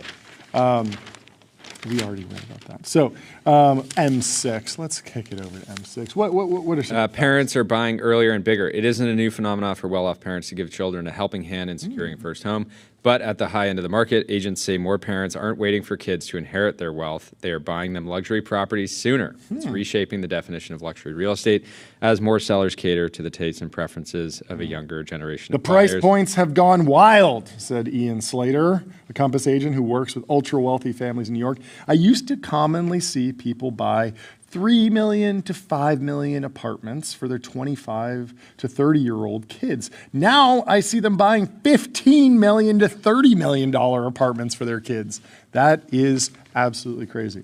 When you're buying for children, co-ops are a real no-no, since many co-op boards want the occupants of the units to be financially independent. By contrast, condos offer flexibility, which is especially valuable for global. What makes you more financially independent than having a trust fund that just?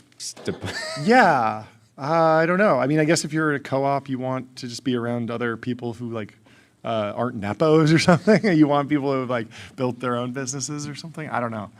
Well, I won't. I won't stand for nepo slander. Yes. Seriously, I love when a nepo utilizes every available resource and just absolutely dominates. Yeah, it's beautiful. You got to appreciate it. Well, let's look at Gene Hackman's Santa Fe compound, which just listed. Wait, how did Gene Hackman make his money? Actor. You didn't know that? No.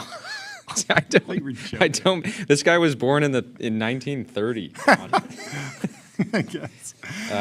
He's amazing. He's a Hollywood icon. He's not a hack. No, he's not a hack.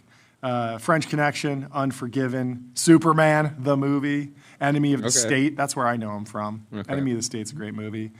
He's in The Guys, Firm. Is this on the movie list? He's in The Firm. Are any Hackman movies in the TBPN chat movie list? Behind Enemy Lines, that's a great movie about a downed fighter pilot or spy, a U-2 spy plane. I think it's Owen Wilson who goes down and crashes and needs to get back to his team, to his side. It's a fun ride. I recommend it.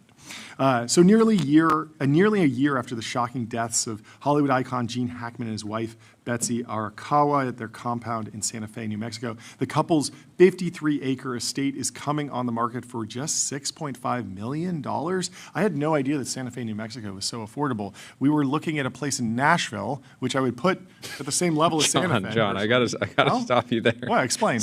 I mean, saying that. Is this a bit saying No. it's so at $6.5 million it's so affordable? It is. I mean, we looked at a 3-bedroom apartment that was like $25 million in Nashville last week. This is 13,000 square feet, 53-acre estate, and it's 1/5 of the price. I'm just saying, on a relative basis, do you go Santa Fe at 6?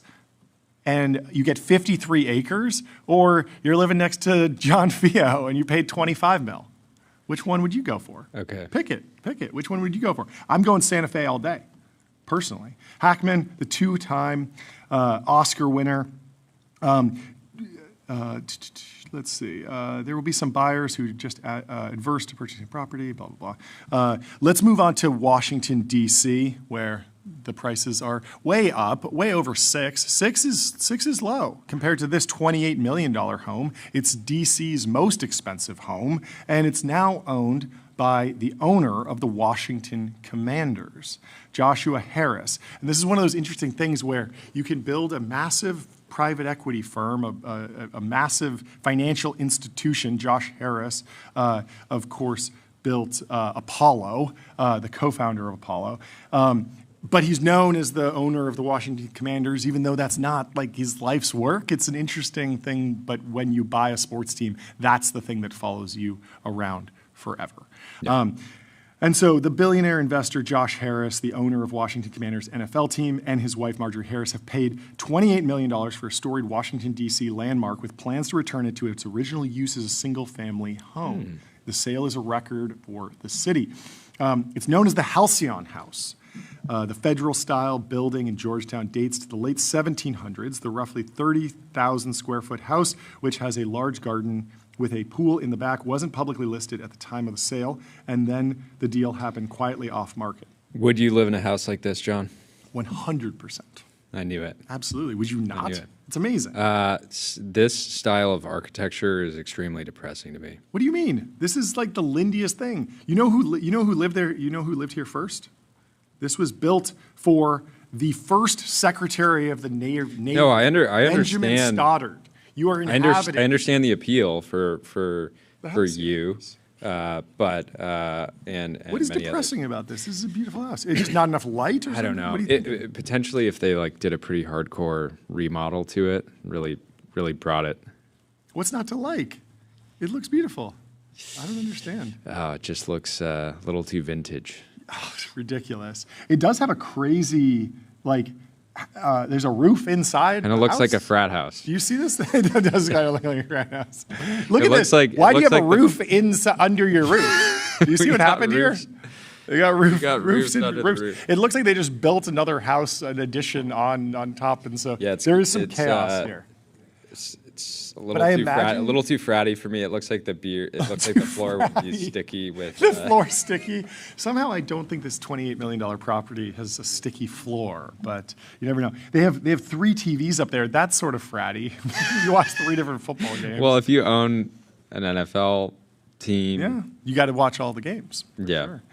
The previous record in D.C. was set in 2024 when Cantor Fitzgerald's CEO Howard Lutnick purchased Fox News anchor Brett Byers' Foxhall estate for $25 million. Mark and Hunter McFadden of Compass represented Dr. Kuno in the Georgetown sale. Harris was represented by Sotheby's International. Figma.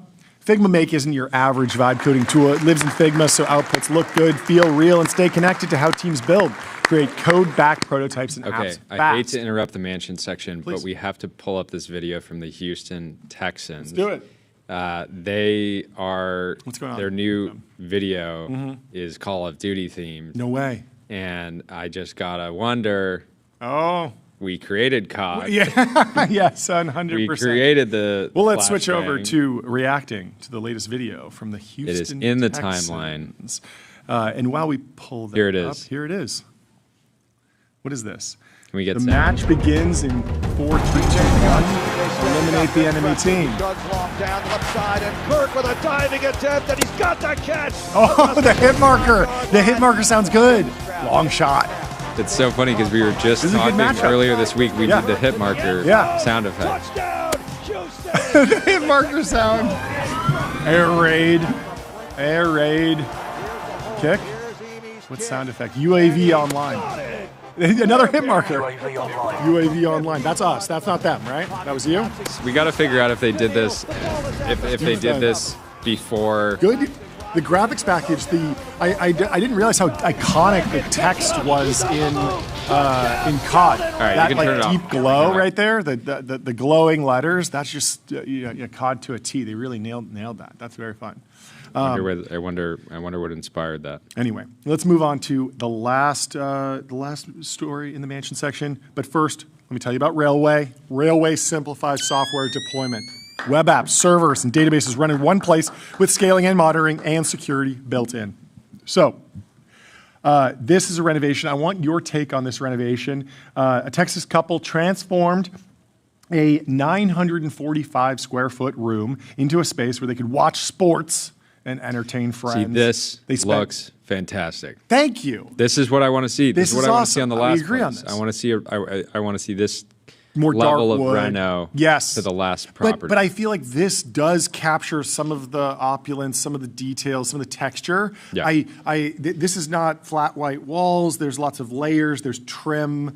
I like the blue, the way it goes with the brown, the gray couches. Everything sort of like harmonizes, but it's not bland. It's not flat. There's a lot of detail and layering there. Even behind Yeah. the TV, you see a sort of like textured backsplash. I think they did a fantastic job on this, and they spent $465,000. So, when financial consultants Damon Cronus and Julie Cronus decided last year that it was time to renovate their game room. They wanted to keep it fun for their 2 teenagers, but add a layer of sophistication. You always got to do that. They're in their early 50s, and they drew inspiration for their new entertainment lounge during a visit to Manhattan and a stop by the UBS Arena Preview Club, a temporary showroom for the arena's premium space under construction. Styled in vintage hues of rich gold and deep blue with dark brown wood, the space had just the upscale feel they wanted for their home. They brought in Pulp Design Studios and they transformed it. The owners wanted it to look like a lounge, like a private sports club. We took the inspiration and created our vision to suit their needs and lifestyle. The 945 square foot space was designed for versatility, allowing guests to enjoy different activities at once. It was tailored to host movie nights, lively cocktail parties, and Sunday football gatherings. The room had to have maximum flow for people to move about, and so you see they have a horseshoe couch, but there's a gap in the middle so you can flow around either way. So it's kind of like 2 L couches nestled next to each other. Very, very smart. 2 L's.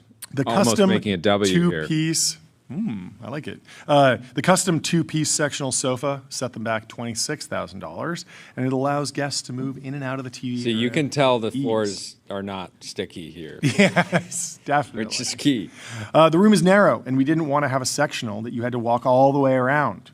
And so for additional seating, ottomans pull out from under the coffee table. Swivel stools accompany console tables beside the sofas. Tall stools are tucked under the nearby bar top, and custom banquet hugs a curve of windows. Performance fabrics and durable materials were chosen to endure active crowds. They're not letting the beer soak the walls. They got performance fabrics and durable materials in there. They're not worried about a sticky floor.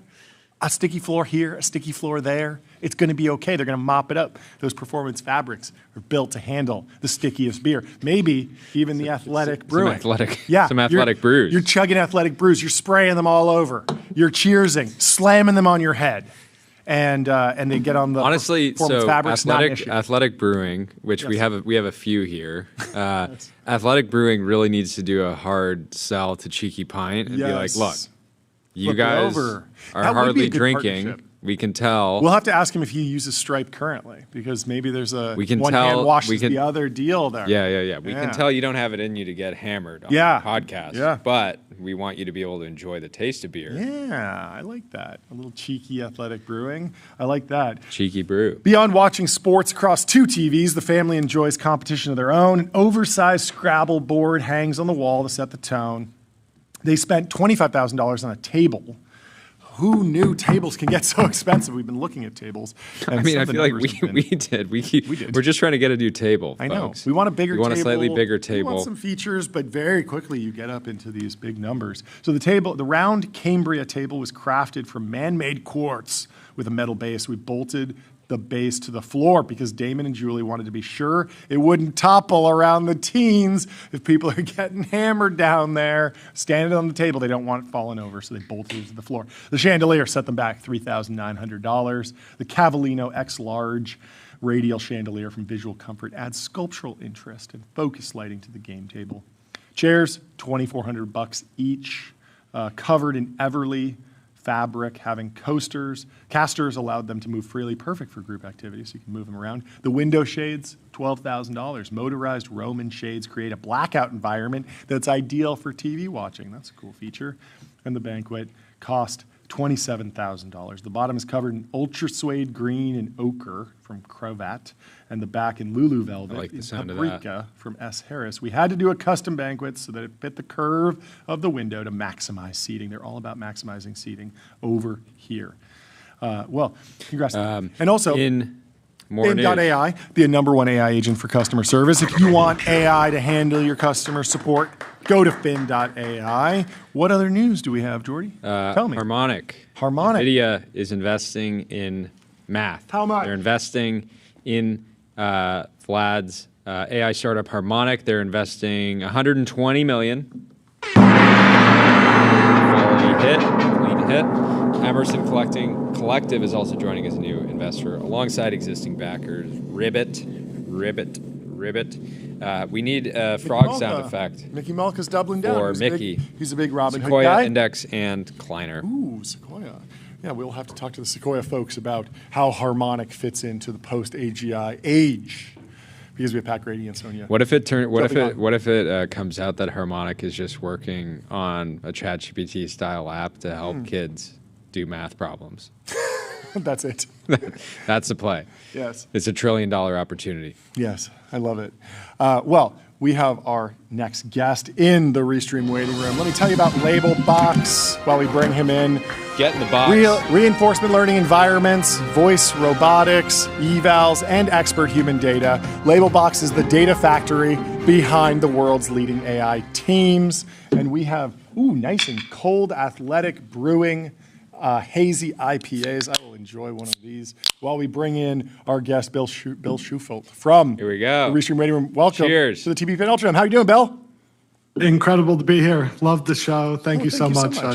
Even though I'm East Coast and not in the AI world, I just sell things that hurt when you drop them on your feet over here. But I'm a huge fan of the show and so excited to be here. Yeah, so great to have you. I was just trying to remember. I listened to like about 90 minutes of you on a podcast. It must have been like 4 or 5 years. I listened to you on Logan Bartlett. That was a fun one. Yeah, you've very done cool. a number of He's great. Yeah. Yeah, he's awesome. What do you think about the pitch of getting? Are you familiar with the Cheeky Pint podcast from Stripe?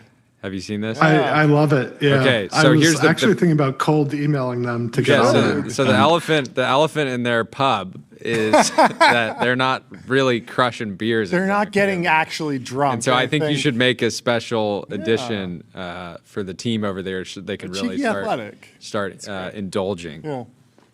Well, I love that. I'm a fan of them. Yeah. Ireland. I've got a bunch of their books. So would love to reach out to them. Fantastic.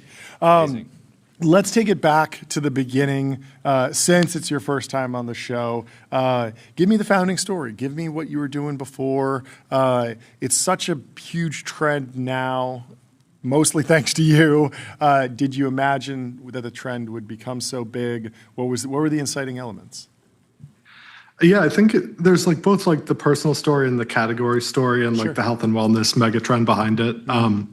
Even zooming out to the trend, I know, so much of the mega trends in business these days and big numbers around AI, and it's rare to see something that is so solidified, very visible, long term. And I can get more into how big I think the trend will be and why it'll be so big over time and why I have good line of sight to that. My personal story really is I was working in the hedge fund world, had a great finance job. I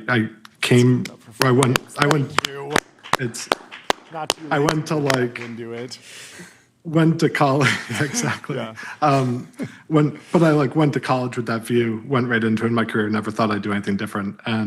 But I was living this high performance lifestyle where, 12 years ago, I was about to get married. I was thinking about my future life, and alcohol was kind of a ceiling on my work productivity, my relationships, my sleep, my workouts, all the things that are so commonplace in knowledge now that all the fitness wearables, the podcasts like Peter Attia, Huberman, Rhonda, all these things are so evident now, but I was living that and feeling it myself. I was, I had a very intellectually intense job at Steve Cohen's hedge fund where you're graded on your output every day. I was at the desk from 6 a.m. to 6 p.m., 150 work dinners a year, then out with friends and family on weekends. And 150 work dinners is insane. Yeah. One for us, I mean, we have maybe not as intense as your schedule with Steve Cohen, but it's very, we're here, we have to get to the studio at 9, we go live at 11. There's very little downtime. And so we do one work dinner and it throws everything off. It's throws off the whole week. Yeah. I have huge admiration for your always on. I think about that all the time. Yeah. But I had 200 brokers and I had to do research dinners also. And you have to have good relationships. So when you pick up the phone and need to convey something in 10 seconds that that person. Yeah. So anyway, that's a long way of saying I was very interested in health, longevity, my fitness, my performance way before it became such a commonplace trend. And I was living that. And I really started saying to people, I really wish I could go out to all these dinners and be in the moment without alcohol. And, I saw the trend happening over my finance career where people were just as excited to go to Barry's boot camp or something in the morning rather than go to a steak dinner at night. And so, but I just really wish there was another side of it. Keith Raboy 4 Barry's boot camps in a day. So why not Shirley Temples? Why didn't you just become the Shirley Temple king, drinking 6 of those? What were you doing before you actually decided to build a new product in the category? Were you on just like soda water and lime? What were the options?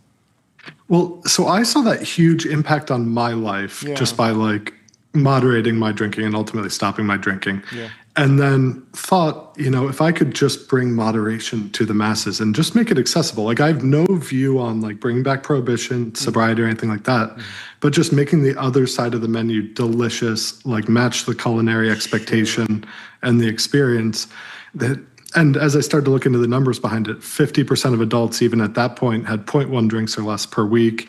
And it was really only like the top 10% of adults have more than like 7 drinks a week.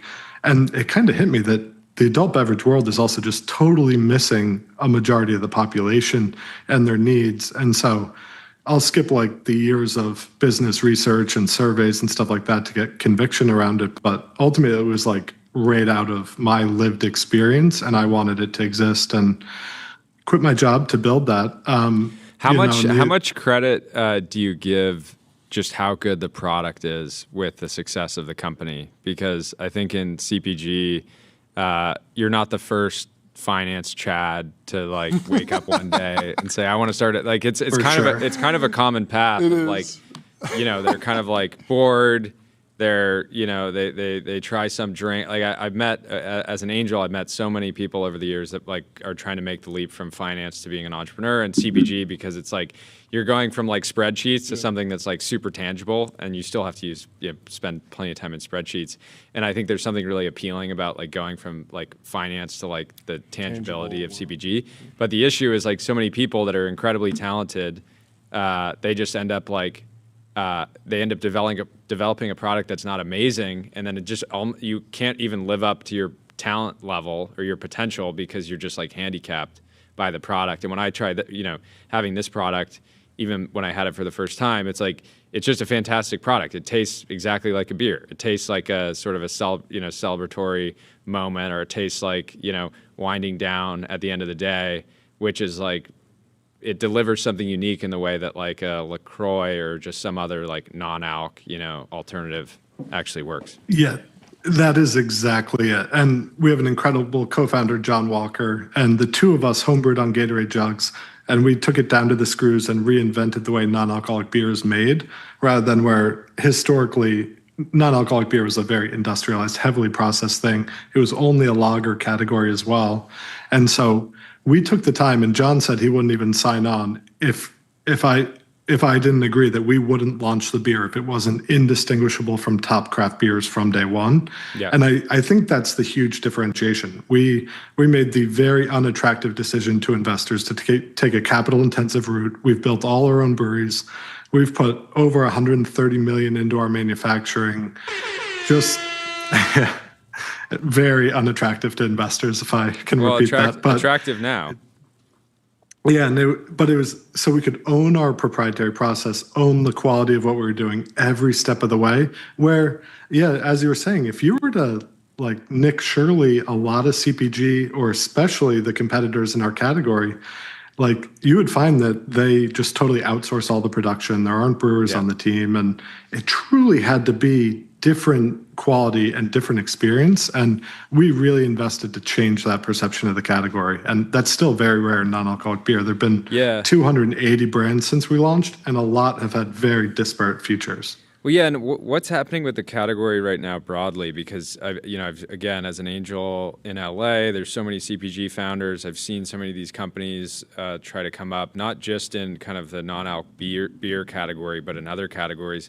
And one of the things I always struggle with as somebody who, dramatically reduced my drinking probably like 6 years ago from like drinking like a handful of drinks once a week to like drinking like 1 or 2 drinks like once a month, really. Like, so really limited it. And so I'd get these pitches, and people would be pitching like something that doesn't taste like alcohol at all. Mm-hmm. And I'm like, I'm the buyer here, but you're selling me a product that I can drink a Diet Coke. I can drink any number of other things. And so like your competition is not like the non-alc category. For some of these new non-alc brands, their competition is just like every single drink that doesn't have alcohol in it. And that just felt like a super tough position. Whereas for this, it's like if you want a beer, but you don't want alcohol, like your options are like much more limited.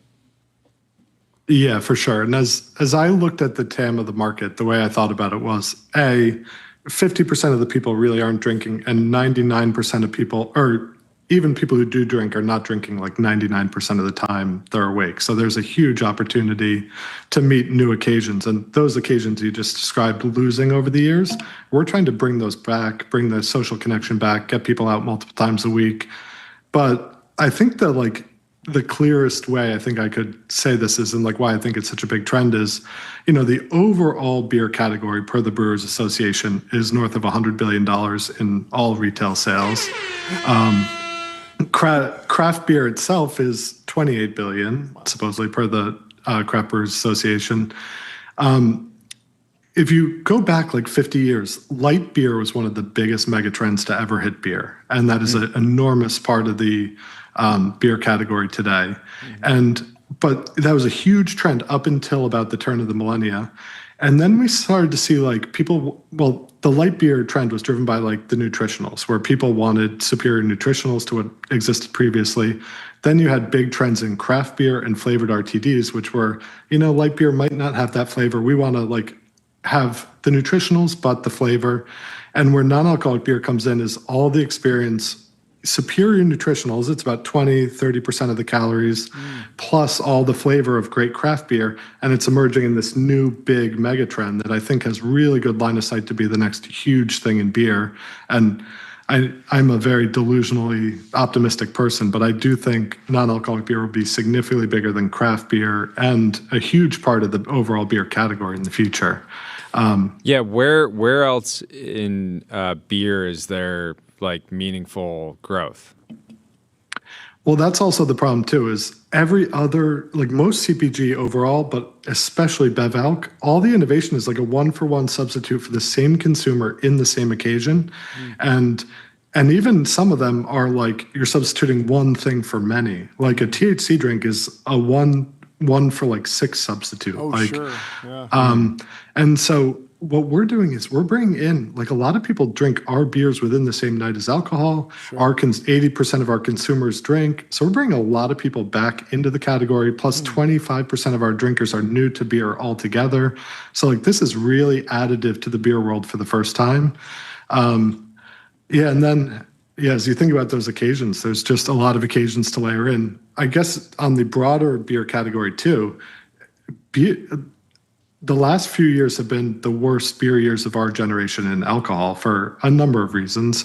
I think part of it is the category is not connecting to the next wave of consumers. If you look across the spokespeople in the major brand TV ads, most of them in their 70s, one of them's in their 80s.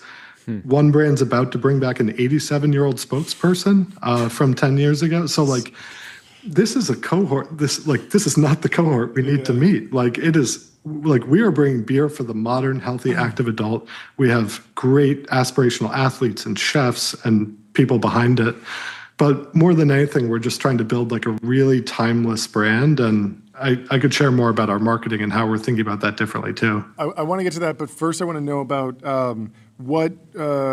how is your business different or similar to other beer companies that are higher alcohol? Do you need to be 21 to buy this? Are you subject to the 3-tiered system? Can you sell this online? What's different or similar to just higher alcohol beer distribution and sales?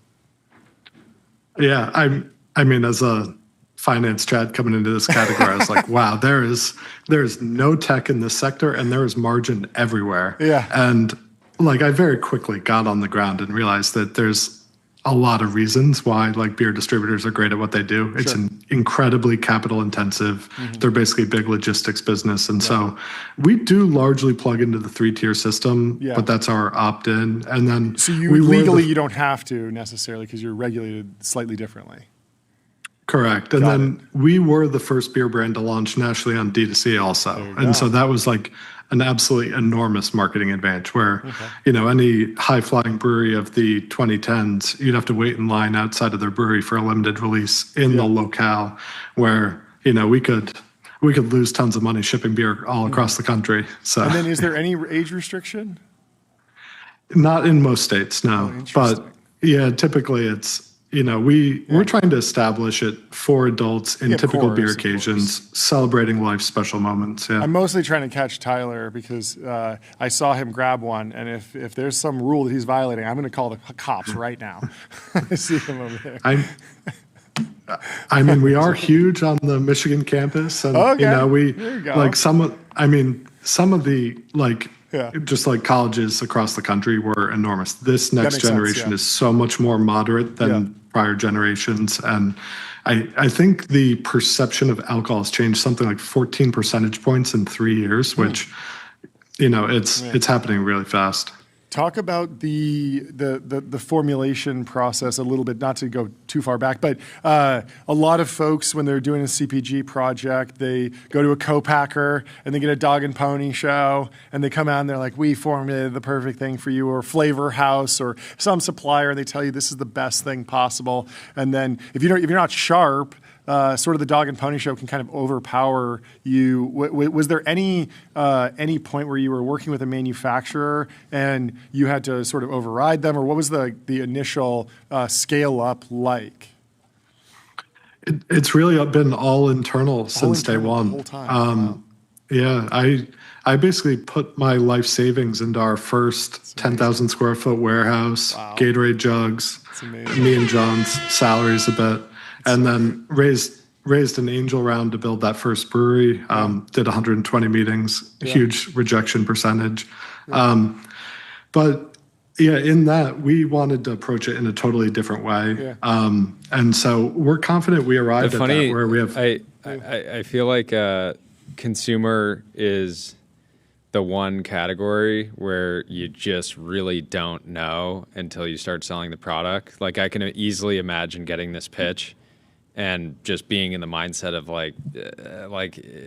if I want to drink a beer, I want alcohol, and it just turns out it's like totally false, right? I wanted to ask. I know you did a ton of like community IRL marketing early on, and I wanted to ask you about how you advise other consumer brands when they're early on and thinking about how to spend their time, what channels to really focus on. Because for certain consumer categories, if somebody's like, yeah, we're going to really focus on events and community, I'm just looking at them being like, you should just sell the product. Like, just sell the product. Like, spend all your time selling the product. Whereas you guys, like, I know, invested a lot in kind of the running world and saw a ton of great results. Yeah, I mean, invested a lot of my time and weekends and life. Like every weekend. We had no more resources after all the stainless steel to put into marketing, so that was like all on us. But just touching quickly on two things you said there, where like a lot of people both don't contemplate non-alcoholic beer, they're almost like non-considerers, and then think they don't like the taste of beer, are two things we like combat like over and over again, because like it really is hard to imagine non-alcoholic beer and the social experience until you actually experience the social experience without alcohol, and you're like, oh, like I kind of really like this. I'm actually in it for my friends, the food, the moment, and not the alcohol that mostly hits you after the moment. That was like a big light bulb to me. And the thing we hear all the time is people say, oh, I don't like the taste of beer. Well, actually, the ingredient a lot of people don't like in beer is the ethanol, which at times is up to like 85% of the calories of beer. Like in a normal light beer, the ethanol calories is more than 80 of the calories of like the 95 to 100 calories. And so we actually do have a pretty big flavor advantage too. And like no comparison large brand. On the in real life too, that was almost out of necessity. Like I was like going around to our early grocery stores like Whole Foods, and nobody was even looking at the non-alcoholic beer shelf. And so I was like, okay, I got to get out in the world and bring people in. And so I was running a lot of races and like trail half marathons and Spartan races anyway. And so I just started pouring beer at those, giving out hundreds of beers a weekend and getting people to the actual like table and trying the beer where they're like happy, sweaty, thirsty, and actually considering it. So how do you measure success with an initiative like that? You're pouring, you're sampling with people, you're seeing their reaction. Are you trying to are you already at that time stocked in shelves in local stores, and then you're trying to see, hey, if I do like a bunch of weekends back to back, am I going to see an uptick in sell through? Or is it more just this is I'm basically spending my time to get more people aware of the brand, and I have more time than I have capital? We have down to zip code and store level sales. And so I was able to see ripples fairly quickly and could run regressions on that. Very cool. Separately, it has to be authentic to the brand proposition. Everything about this brand, the can, the mountains, the outdoor aesthetic, the taste was all out of me and John's life and primarily my life. And so where I was going to market the brand and talk to people were I didn't have to go to a focus group or Google where people like me hang out, because it was all built around me. And so I have seen a lot of people try to bring non-alcoholic spirits to races, and it's just it's an absolutely laughably terrible fit. But you can tell some VCs just pushing someone up to they heard you on a podcast and they're like, yeah, let's just run. We'll do the same thing. It'll have the same effect. Athletic Brewing for Manhattans and gin and tonics. We did also take a very intentionally long track with things too, where talking to someone face to face is very unscalable, and doing things digitally is so much more scalable in awareness. But if you do it enough, and if you're doing it all the time, all of a sudden it is scalable on a long time horizon. And even up until this year, last year we probably did 2,500 events as a company and handed out well over 1 million samples, probably in all 50 states and 3 other countries. And so those things do scale over time. And then we've been really consistent with our marketing messages too. I knew my core skill set isn't me being a social media persona and just turning on the cameras all the time. We wanted to create a timeless brand that just compounds over time. We talk about the same things over and over again. I think of it somewhat as a Red Bull model of advertising consistency, where most of CPG these days is chasing that next hit. It's you've got to be on the next trend. You've got to be the next video's got to be a home run. Yeah. Or even shorter duration, celebrity trends. We've had upwards of 10 celebrities enter our category. We have a whole range of superheroes at this point. And it's so funny because you probably know all of them, but you could list them all off, and I've never heard of any of them. And that tells you everything about the level of focus and actually. It's probably harder to watch their movies now. I feel personally slighted. I can't do it. Yeah. Well, we've got at least one more superhero coming into the category this year. Okay. This one's being launched at us from a French castle. It's going to be draped in Americana imagery, so we're excited for that one. Interesting. But there's all different texts. There's the short-term celebrity spike and hope you can ride it, where we've kind of just done the thing and been authentic. Who we are inside the walls is who we are outside the walls. Over and over again. I think that really compounds over time and matches with our manufacturing strategy, our continuous investments in quality. Every one of our teammates is full-time teammates, and all this capital investment it looks really good right now, but in 2018 this was super out of vogue for sure. Yeah. Well, the beautiful thing with CPG, it is incredibly competitive. You are going to if you're successful at all, you'll deal with 1 million knockoffs and new entrants. But you can look backwards and say or even just look at your business today and realize even with everything you know now, imagine trying to compete with yourself from zero. It would be an absolute nightmare. So it's just the benefits of great product, operational excellence, and then compounding. Talk more about the decline in alcohol consumption amongst young people. What are you seeing in the data? How real is the trend? And what are the key drivers of what's going on? Yeah, and how much does the alcohol industry hate Andrew Huberman? he basically needs to be in witness protection. Yeah, the new dietary guidelines were basically like, don't not drink alcohol. Yeah. It was like it was like as close to don't drink alcohol as it gets, and the industry was like, yeah. But at the end of the day, like I think a lot of this is potentially skewed by COVID and, you know, generations that were maybe like, I mean, if you go back to the start of our careers, it was so easy. Like I lived above a bar in the West Village in New York, and like I had friends in that bar every afternoon. It was so easy to find where people were after work. And I feel for this generation that like is kind of losing the work happy hours, the mentorship and stuff. And I don't think we're going to have generations that don't love social connection and blowing off steam and having fun. I think the industry and the world has to meet people where they're at. And so I do think they'll normalize, but I also don't think, you know, in a world of cell phones and videos always on and like high work performance expectations, it's going to be really tough to get back those like volume drinkers as well. So I think you've got to layer in more occasions throughout the week. You've got to find ways to keep people at bars longer with moderate beverages. The industry on the alcohol side will have continued volume challenges.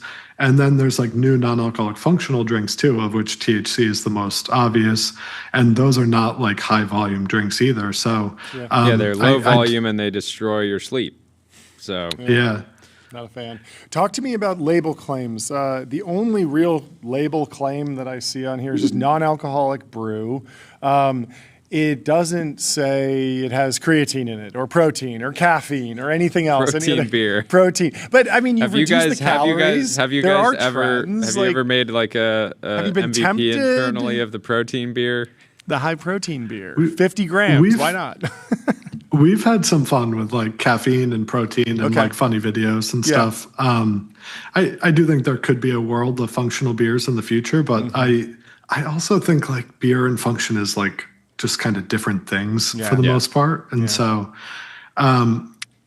but that being said, like one of the hardest things of starting a CPG business is like the plaintiff's bar and all the, like how tight the FTC rules are from website to label claims to everything. And there are 1,000 eyes waiting for people to misstep even the smallest tripwires. And that was why earlier last year there was a viral brand doing like nicotine drinks, and that but at the same time, I mean, that just looked like it was like, okay, you're just making stuff and selling it.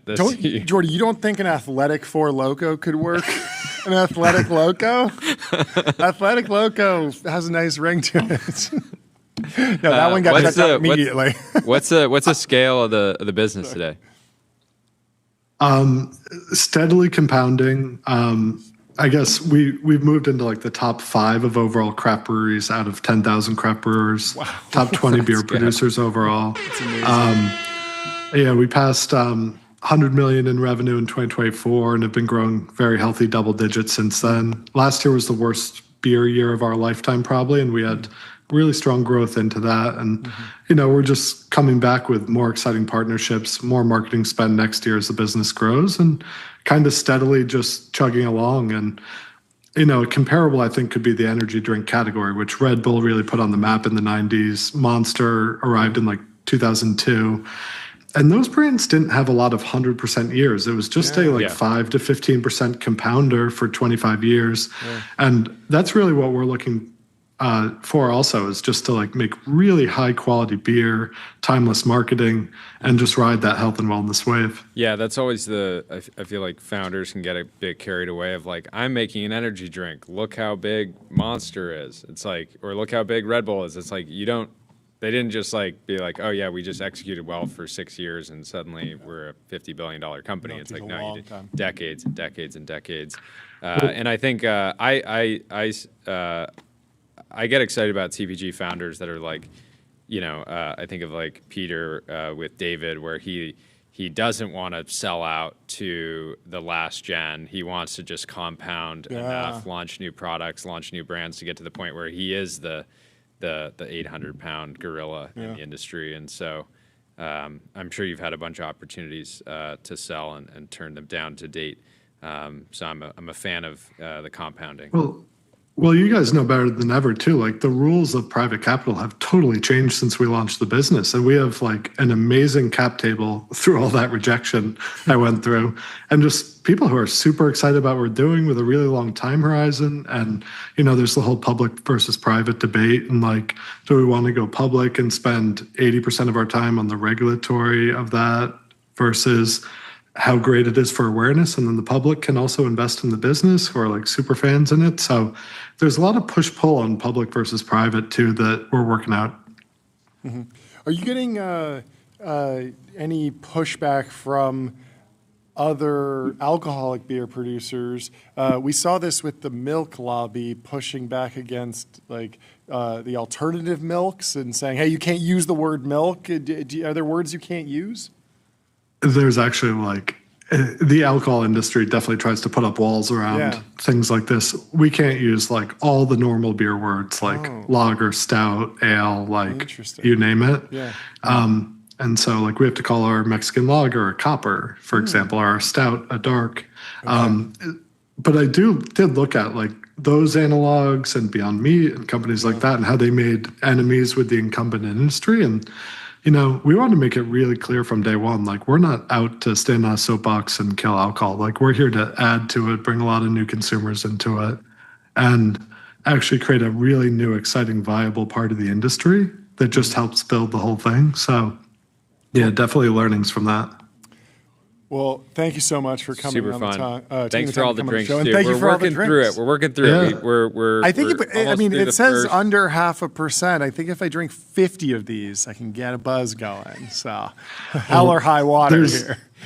There's a major placebo effect. So it's like having one with lunch or on stressful work days or like my commute beer is my favorite beer to unwind. Beer, like it's like all these new occasions. It feels a little risque. I like it. It's delicious. Yeah. Well, thank you so much for taking the time to come chat with us. Great to meet you. Super impressed with everything you guys have built, and come back on anytime you have news. Thank you so much. Love the show. Thanks so much. We'll talk to you soon. Great chatting, Bill. Goodbye. Cheers.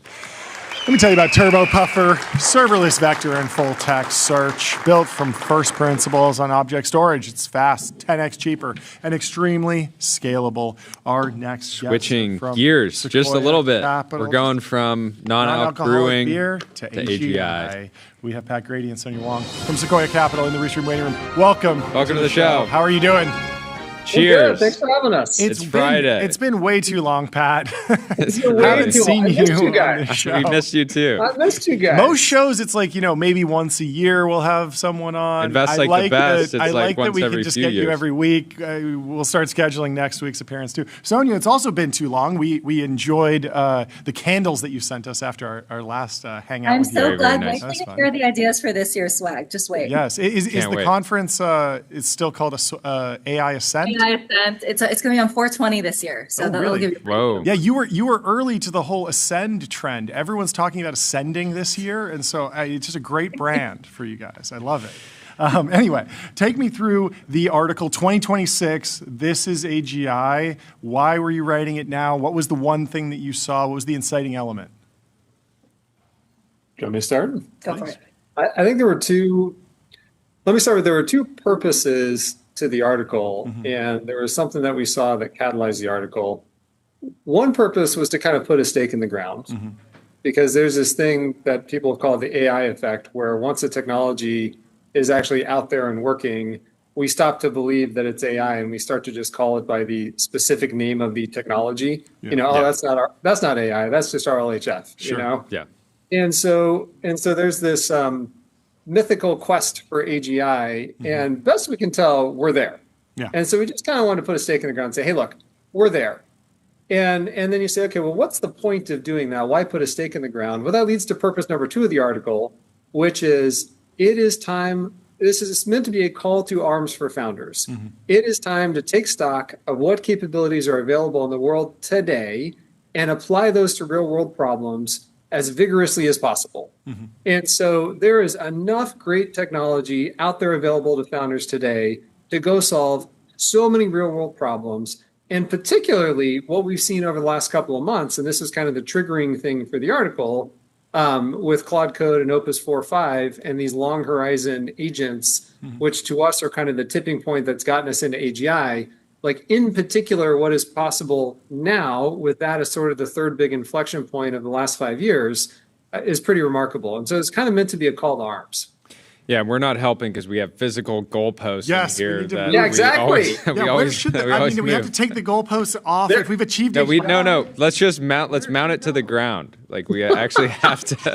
Bring That's it. amazing. Your smell the AGI stuff was amazing. We'll put the goalposts. Yeah, see, it's there. We're there. Yeah. We'll bolt it to the ground. Congratulations, You're world. in the goalposts now. You're physically in the goalposts because you have declared AGI. Take me through a little bit of the history of Sequoia, the history of previous technological revolutions. I don't remember a 1999 "This is Internet," but as you reflect on the work the firm has done, what can you tell us and what can you share about how the firm has processed these broad proclamations about the impact of technologies that are coming, and then arrival dates when they are ready, and that maybe changes the stance of the firm? Yeah. I love that as a question, so thank you for asking that. We've been pretty quiet historically as a partnership, and so this idea of sharing our thoughts with the world is kind of new, and hopefully it's a useful service to the founder community. If you go back to our founding, so in 1972, when Don Valentine started Sequoia Capital, he was the go-to-market guy at a company called Fairchild Semiconductor, which is a household name for people who've studied the history of Silicon Valley, but not really outside of that. It was kind of like the OpenAI of its day, or it was the NVIDIA of its day. Like it was the IT company of its day because it was the first company to really commercialize silicon-based transistors. Like it was kind of the company that gave Silicon Valley its name. And as the go-to-market guy at that company, Don's job was to take this magical new capability and figure out how to apply it to real-world problems. Yeah, and make it useful. Make it useful. And that sort of led him into venture capital because a lot of his customers were these founders and he just kind of fell in love with them in their quest to build these businesses. Yeah. And so I mentioned that because we grew out of this semiconductor revolution where all of a sudden computation is a thing that was available to the masses. We moved from that into systems in the next generation with the Apples and the Oracles, taking these chips and turning them into more computing systems. We moved from that into the networking and PC era, where all of a sudden you have endpoints on every desk in every office, thanks to the PC, and you can connect them all up with networks, thanks to Cisco and the router. We moved from that into a more sophisticated form of networking, which is known as the internet. We moved from that into applications, which are a more sophisticated way to make use of the internet. Those applications started to show up on mobile devices. And then eventually, now that everybody has one of these mobile devices in their pocket, there's an enormous amount of data. People start doing interesting stuff with data, and now we have AI. And so this lineage of Silicon Valley is kind of built up over the decades, and each successive wave has built on the one that's come before. And being in this very fortunate position to kind of be in the mix on a lot of these transitions, and actually being the only partnership that's kind of made it through these different tectonic shifts and kind of has this institutional knowledge, gives us this broader view on, okay, what's the importance, knowing what we know about past tectonic shifts, what's the importance of the current moment?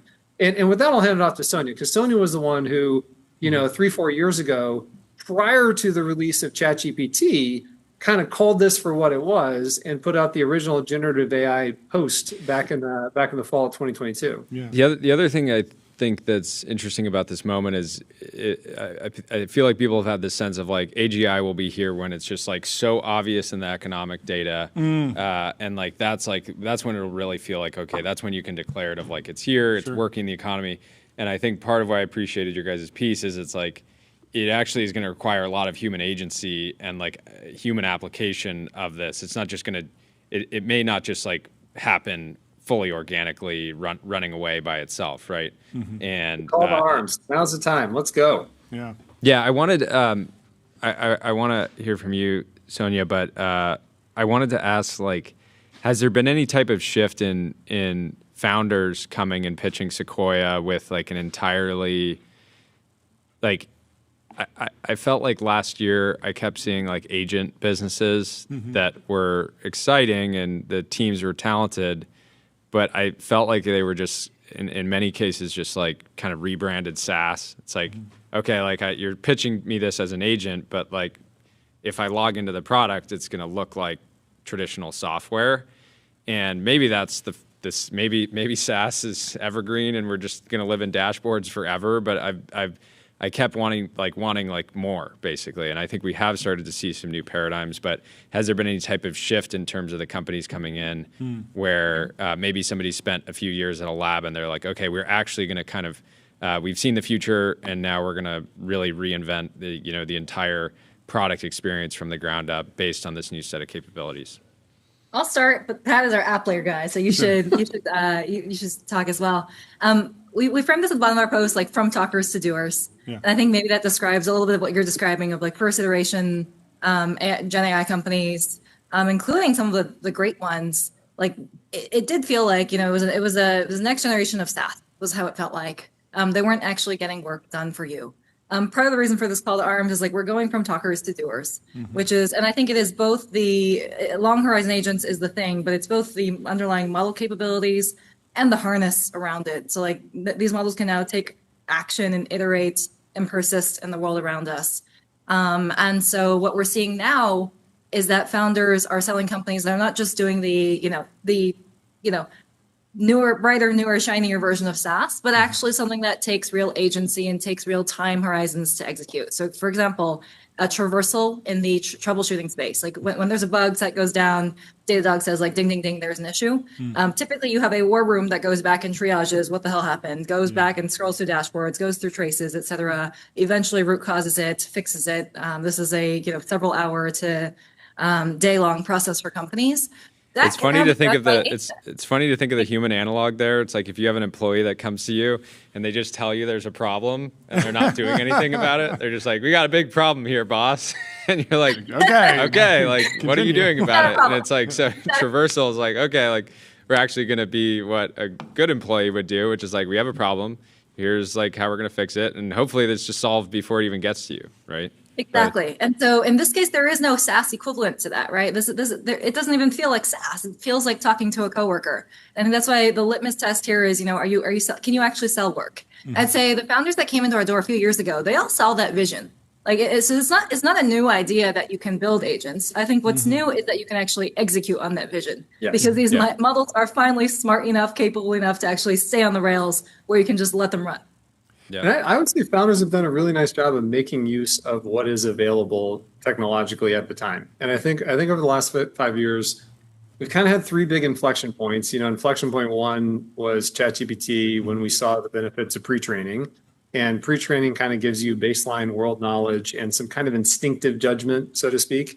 Inflection point number two was late 2024 when O1 came out and we had reasoning. And so the ability to kind of take your time and really think through particular questions and come up with deeper answers and better conclusions. And then inflection point number three has sort of been these last couple of months where we saw the impact of these long horizon agents.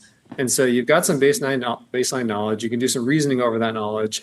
Now you can actually fail, recover, stay on task, persist all the way through to some sort of an outcome. And I think if you map those three capabilities to the applications that people have built, it's no surprise that the initial applications were kind of like good Q&A or good summarization or good basic content generation. Like it was the stuff that pre-training sort of gives you.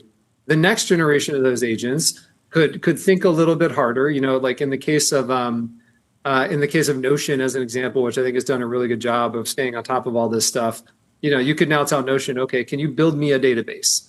And it could actually reason through like, what kind of database do you need? How should I build? And it can actually build you a database. It's pretty good.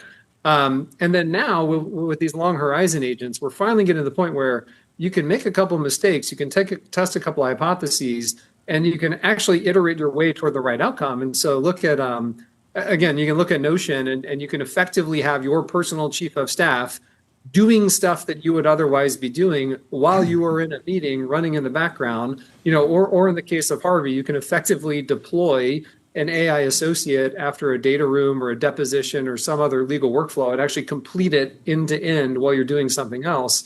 And so I think this, maybe one way to put it is, with this third inflection point, you don't have to babysit the model. You can just like give it instructions and let it go. And you can have a few instances of it running in parallel. And you kind of go from, this is a cool tool that allows me to be more productive, to, holy cow, this is kind of like a team of coworkers that I have at my disposal. Yeah.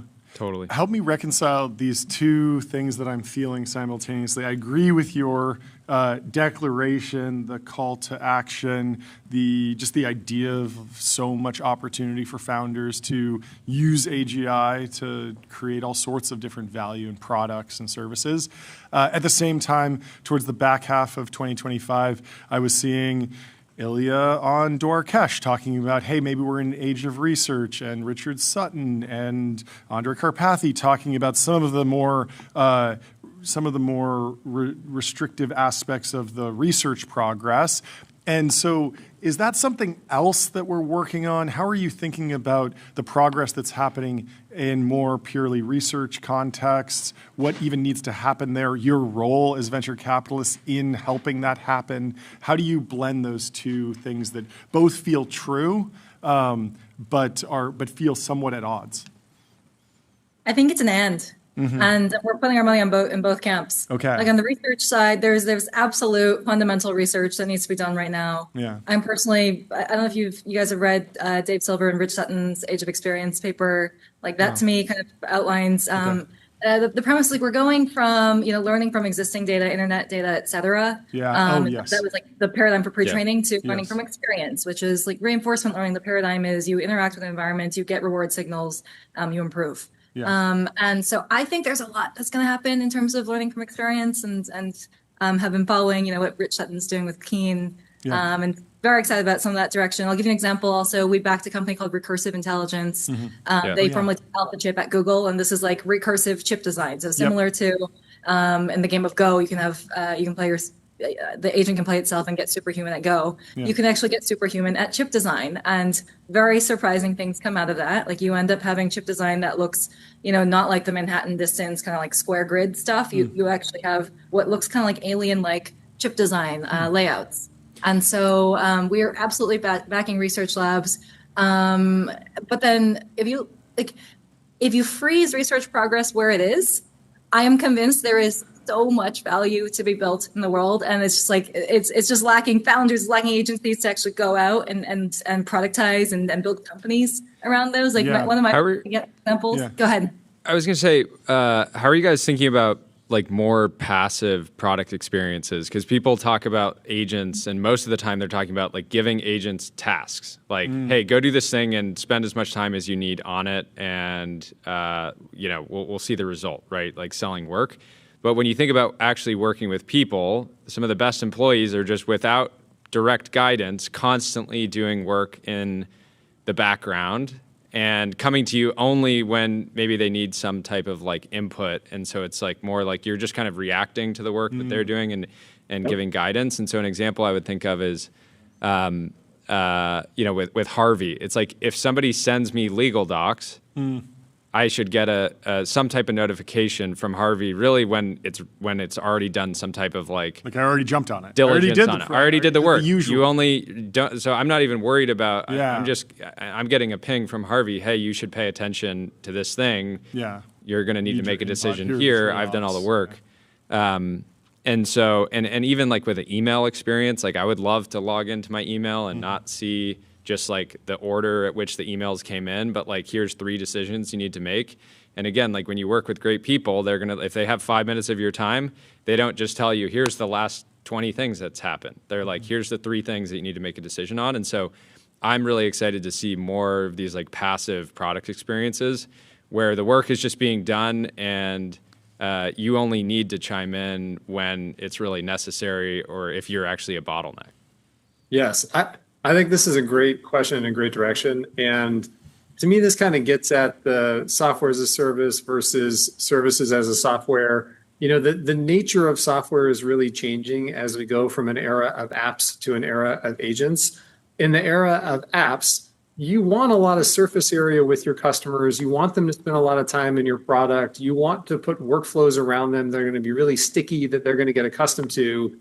In an era of agents, to your point, things can just be running passively in the background. The actual amount of surface area you have with your customers might be de minimis. The amount of time they spend in your product might be de minimis. So the nature of the moat that you build is different. And the nature of the moat that you build, kind of what Sonya was saying with the age of experience, it's all about context. It's all about like the environmental context of the job that you're trying to achieve and the feedback that that agent gets as it runs off and does something and comes back and you say, actually, like you did this part a little bit wrong. You need to do this part a little bit different. And I think in a perfect world, you have something like what Harvey does, which, Harvey kind of bridges that gap where there are workflows today for people who want to do the work kind of how they've done it in the past, just a lot better, faster, cheaper with the benefit of the AI brain. And you can deploy agents to go off and do the work on your behalf and then come back to you when it is done. And I think we'll see a lot of that over the next handful of years where there are companies who can kind of bridge that gap, where they can live in the software world and have some of the workflows, better workflows because of AI, but some of the workflows people might be accustomed to. And then separately, they can deploy in the background with these passive agents that kind of function as coworkers who just come back to you when things are done. But it's two very different design paradigms. It's two very different business paradigms. The fact that they're so different is one of the reasons why I think it's going to be tricky for a lot of the incumbent, software companies to make the leap the same way it was tricky for a lot of on-prem companies to make the leap to cloud. Yeah.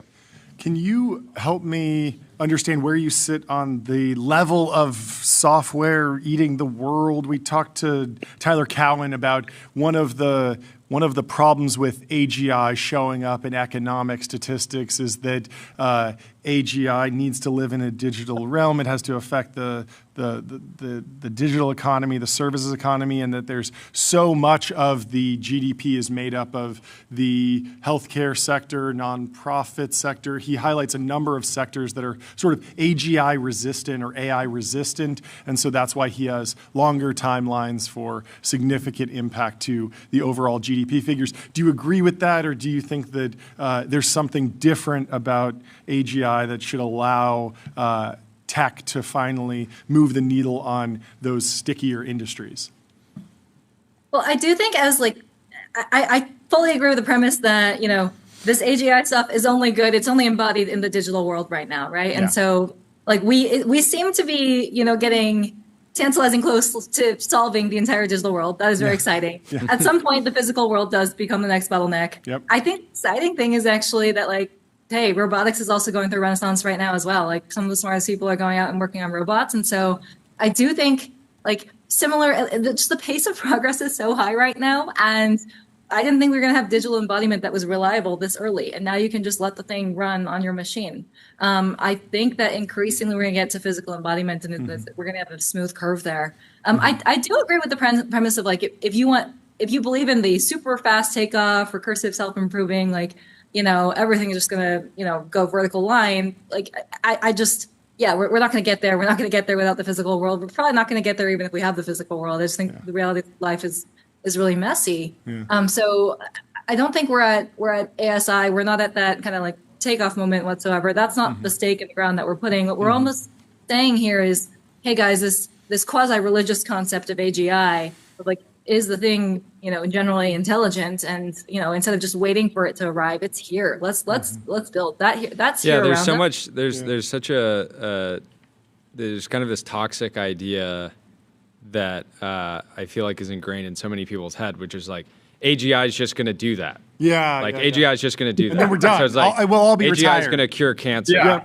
And it's it's at least in the near term, from everything we're seeing, it's going to be a human properly, a group of talented people properly using the tools to solve all the most pressing problems that we have. Yeah.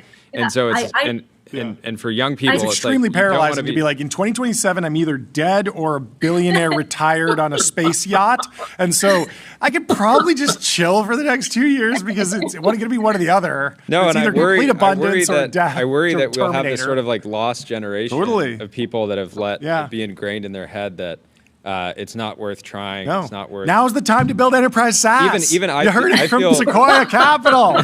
Get in the arena, folks. This is I call to feel, action. I feel bad because seriously, I feel bad because a friend of mine was pitching me this idea of like an agent to help consumers switch between like insurance products. 'Cause like an insurance company will sell you in a policy, and then they'll just kind of jack up the price a little bit every year because they assume a lot of people aren't going to churn. Yeah. And at the time, I think ChatGPT agent had come out, and I was just like, dude, like the labs are going to like one shot this problem, I think pretty quickly. I think you could work on this for like 6 months and get steamrolled. And like, it's very possible that like if he had just focused on that one little problem, it'd be a decent business. It'd be like a you solid would have figured out business something and, unique. And and it's a big category. And so I felt bad. There's lots of examples. How much do you guys, I wanted to ask like processing signal, because obviously there's so much noise right now. And something that I've appreciated is kind of comparing like the X timeline to the App Store charts, because every single day on the X timeline, like vibes are fluctuating and some news will break or some product will be released. And the common response is like, it's so over for XYZ company. And then you look at the App Store chart and it's like the company that just launched the thing is like not actually even in the picture at all. Like they're not in the top 25 of any category. And so like, I feel like there's this insane disconnect between the real world. The real world is using ChatGPT all the time, but they're clearly not paying attention to X, our little bubble. So it's like, where are you guys really looking for signal and noise, especially in the later stages where, you're investing in companies that should be out in the real world at some point? Yeah. Totally. Like, before I get to that point, I think it is so amazing that like all of this AI discourse is happening on X right now. Like, you could imagine a world where all this dialogue was like happening and behind closed doors or scattered across different channels. The fact that it's all on X is amazing. And it's a combination of research and hot takes and what's happening in the labs. It's like, I think it's awesome that it's all happening in one place. It's remarkable for young people. They can just like jump in and learn by osmosis and understand who it'd be bad if it was are. only happening in Valinor. Totally. Valinor. I still haven't figured out what the elves comment was about. But anyways, putting that aside, like, yes, our job is to like, to kind of try to piece signal from the noise. Yeah. We're obviously doing everything we can in the background, credit card panels, web signals, et cetera. And I'll say, like, sometimes we see a trending web signal take on X, and it's just wrong. Like, we look at our own sources of ground truth. The example, like some of the stuff on ChatGPT is losing market share. We actually cut it by like US web traffic. It's a very different story. And so for us, it's like it's really important that we're on X. I think all the discourse happening here very, very important. But then like let's get to ground truth. Well, most importantly, just know that as venture capitalists, if someone refers to you as smog, it's sort of a compliment, but also sort of a dig. So that's what you need to know in terms of Lord of the Rings references for where you sit in the ecosystem specifically. Is that shorthand for like Smeagol? Smog is the dragon that hoards all the gold and is an antagonist in The Hobbit, but does have the gold, which is kind of like what you do. You got a lot of capital over there at Sequoia Capital. Sorry, Jordy, continue. What were you going to say, Pat? Pat, sorry. Oh, I was just going to say, to the question on signal, interestingly, one of the big themes of the last few years on X, thanks to Lulu, is the go direct idea. And I think for us, go direct is a little bit of try to, let the world know what we're thinking, but probably even more so, just go direct to the founders. The best source of signal we get is the founders. We spend many hours every day just meeting with founders out there doing interesting things. And we kind of have the ability to do primary research that not everybody gets a chance to do. And I think that's still the best source of signal. Yeah. What is changing in the AGI age in terms of adoption and just AI diffusing itself through the economy? This is something that obviously every company has to deal with because they can build a great product, but then they need to get it into businesses. If they're in enterprise SaaS, they need to get adoption, make sure that it's being used correctly. There's the forward deployed model, there's self-serve models. Is anything changing there structurally, or is it all just the same playbooks? And one thought is like, I think we're going from, over the last decade, we went from sales-led growth to product-led growth. Yeah. I think we're going from product-led growth to agent-led growth. Okay. And I think you see this most clearly, actually, if you're using, for example, Cloud Code actively. Like, it says, hey, you should use, for database, you should use Supabase.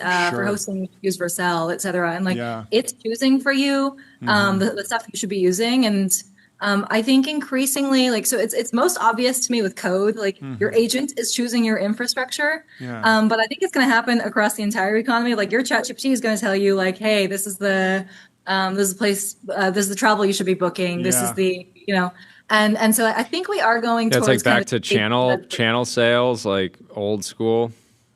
Yeah, old school. But I think that the difference is like you don't have competing incentives here. And I think the OpenAI guys tried to release like principles that I think it's a very principled take on, how do you want to tell users what to use? And I think product-led growth brought us closer to the vision of best product wins, but like ultimately people are still lazy. They can't read all these reviews. They kind of default to like what looks cool on the website. Whereas agent-led growth, like your agent has infinite time to go and make these choices for you. And so it can go and, read all the documentation, read all the user comments, like figure out for your use case. Also has an experience like building on top of the infrastructure.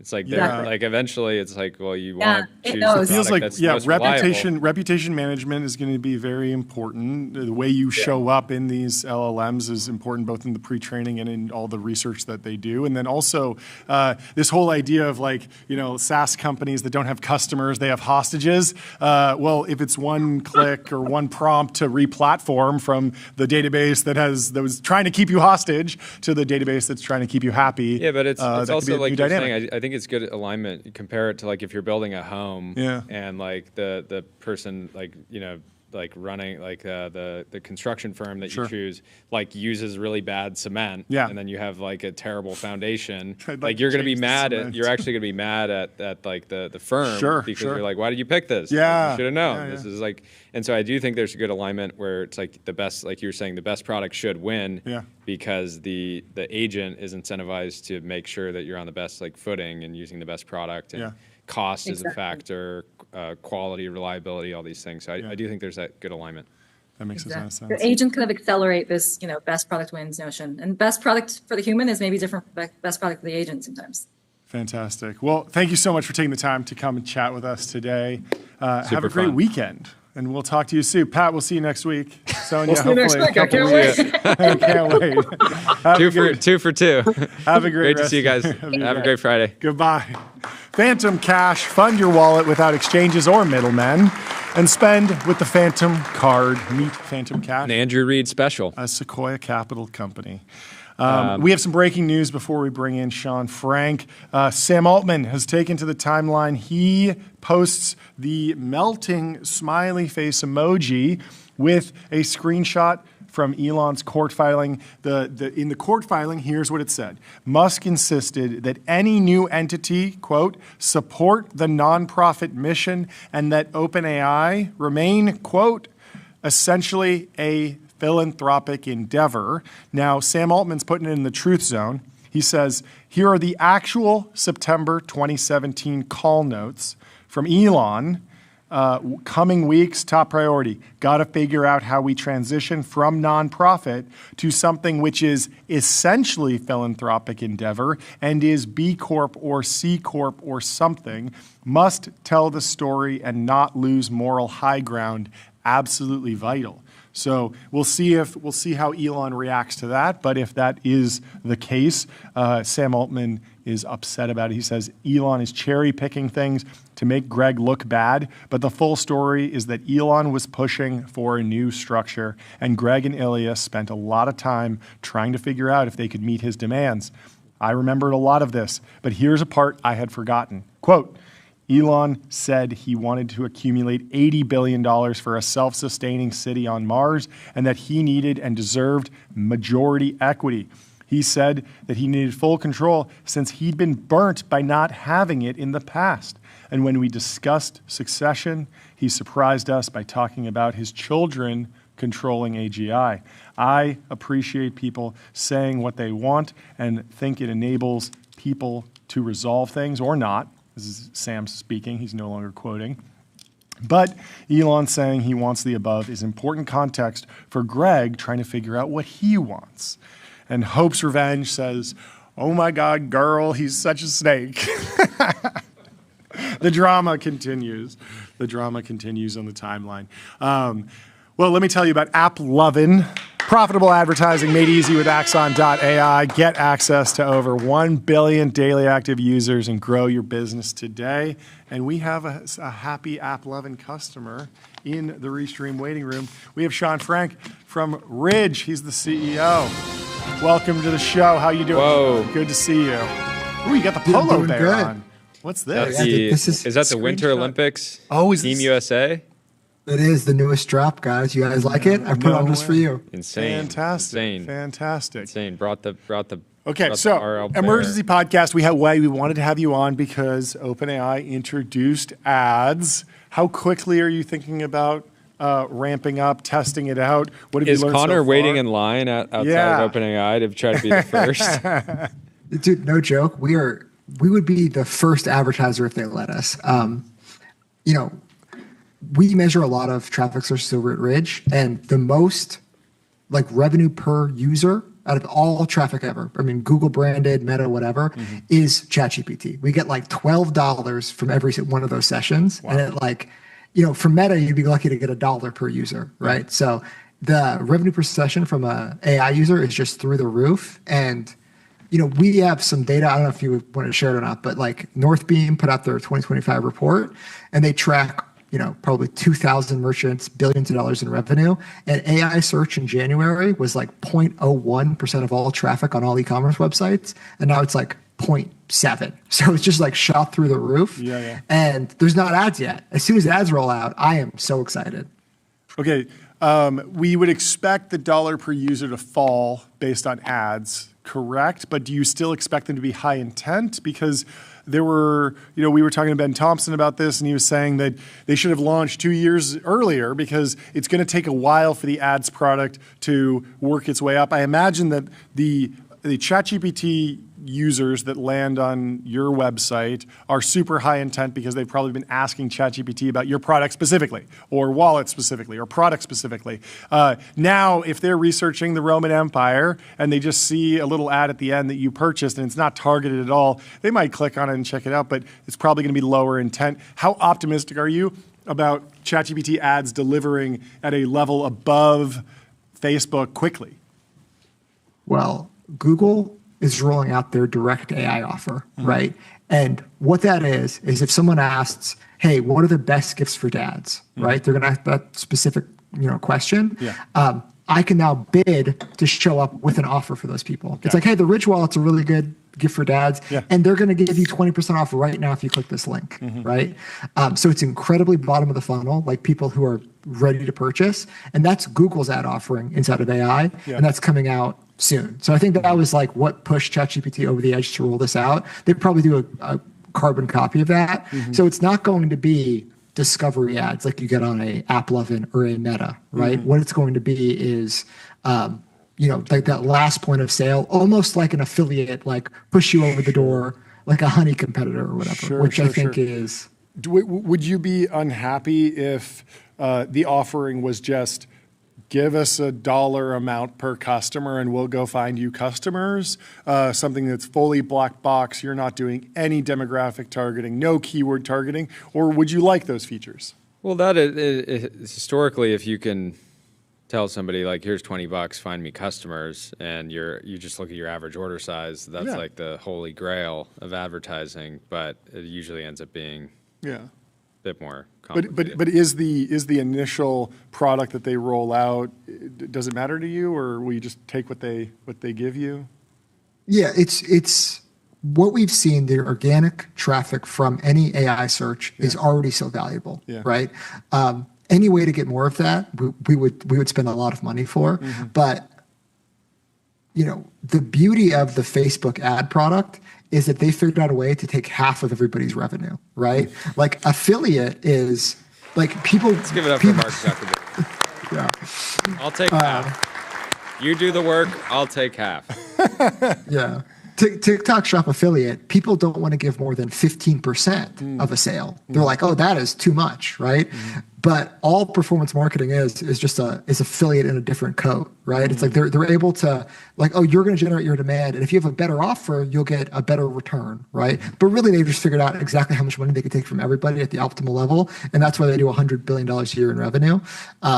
So if the offer from ChatGPT and Sam Altman is, hey, give us 40% of your revenue and we'll give you new customers you wouldn't get otherwise, I would take that deal because I'm already giving Mark Zuckerberg 50%, right? One thing that's exciting is I think once they start seeing ads for products, they will just naturally start using LLMs for more product research. Like I still find myself, if I'm doing like product research, I'll still go to Google search quite a lot, even though in many ways the experience is inferior just because I'm so trained on that.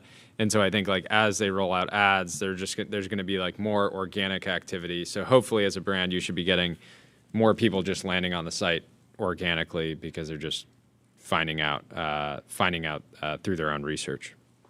Totally. Half of all product searches start on Amazon. So like Amazon has been able to take over like the product search box from Google, but they spent $500 billion in 2 decades doing it. So if ChatGPT can start stealing some of that, glow that Amazon's been able to do, they'll have an amazing affiliate business and ads business and whatever you want to call it. What do you guys sell a ton on Amazon? What do you think Amazon's like play here really is? Because they obviously don't want to give up the golden goose of their massive ad revenue business. They want to like protect that. Alexa is like not even in the picture as far as I'm concerned in terms of like a shopping assistant. So what's the play? Well, Amazon has a beautiful ad arbitrage system where they're like the number one spender on Amazon, on Meta and on Google, because they can spend $2 to get a user and then those users click on a bunch of ads on Amazon. It's a free money machine that they've invented.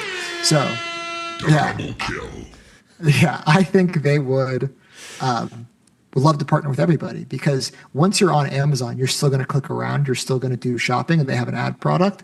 The more interesting question is, what does Shopify do? Because Shopify is a product feed of all these merchants, right?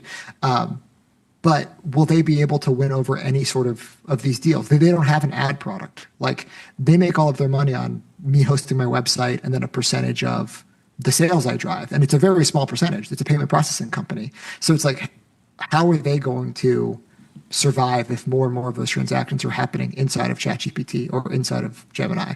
I think Amazon's fine. They have a big enough product feed, they could feed it in everywhere. And if you do come to Amazon, they get all their money back with all the clicks. But walk me through the risks of Shopify, because if I'm looking to, there's a lot of brands, like there's a ton of, I would say like the real like shopping that I've done over the last 5 years is like almost always on Shopify stores, right?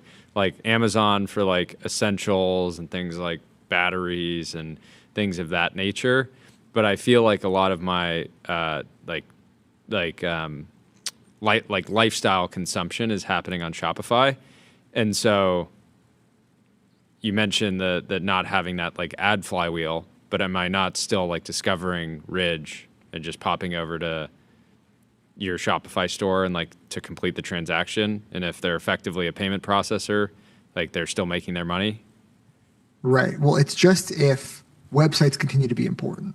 Like I'm going to operate on the assumption that but calling Shopify just like a website company, like in my view, it's like a catalog and it's a CRM and it's a payment processor.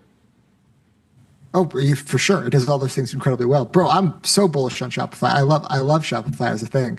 But the challenge is the website will become less important in the future. Just like mobile apps had a moment, they're not important anymore. When was the last time you guys opened a shopping mobile app?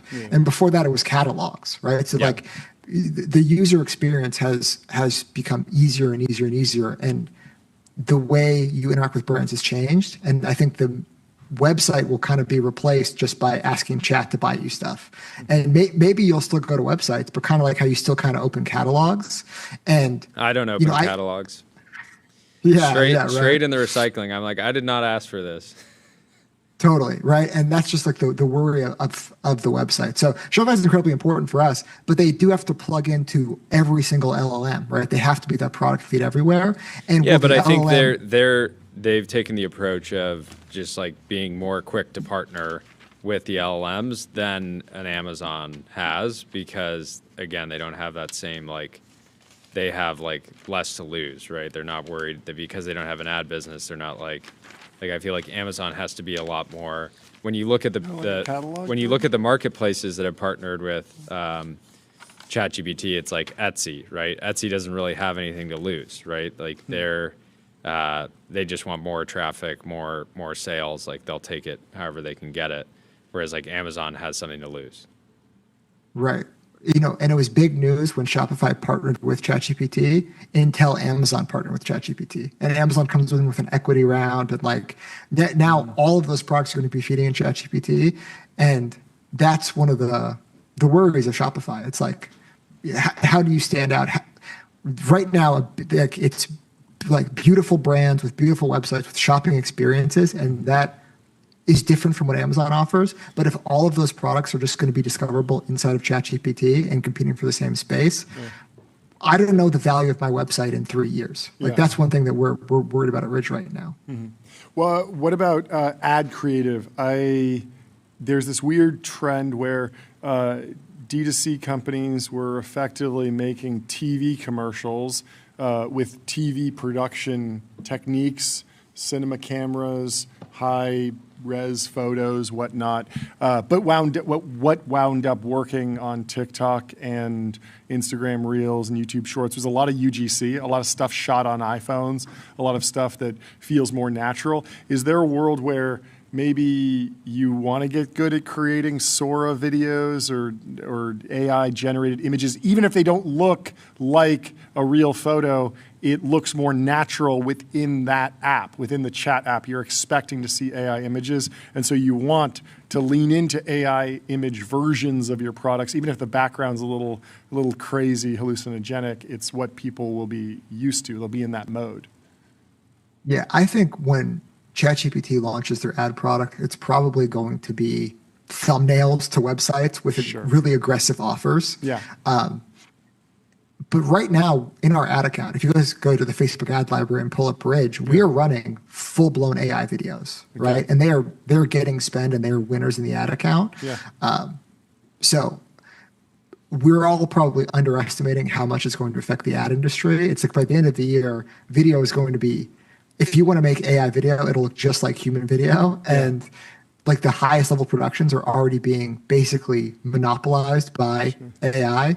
And so something I've been thinking about that feels inevitable is, 2 years from now we'll look back and laugh that people would like make an ad and then serve the same ad to like 100,000 people or 1 million people, because it's like if you're going to spend a lot of money serving somebody an ad, you should serve them the most like hyper targeted, like Sean Frank, I have an Athletic Brewing Company beer for you. I got an offer for you, Sean. Just click the link and check out. Like, eventually it will just get so targeted that it's basically like ads are being generated on the fly for individual customers.